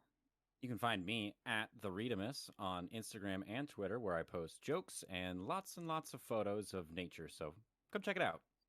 And you cannot find me on social media, but what you can do is support our show by rating and reviewing it on whatever platform you're listening to it on. Please, please, please do so.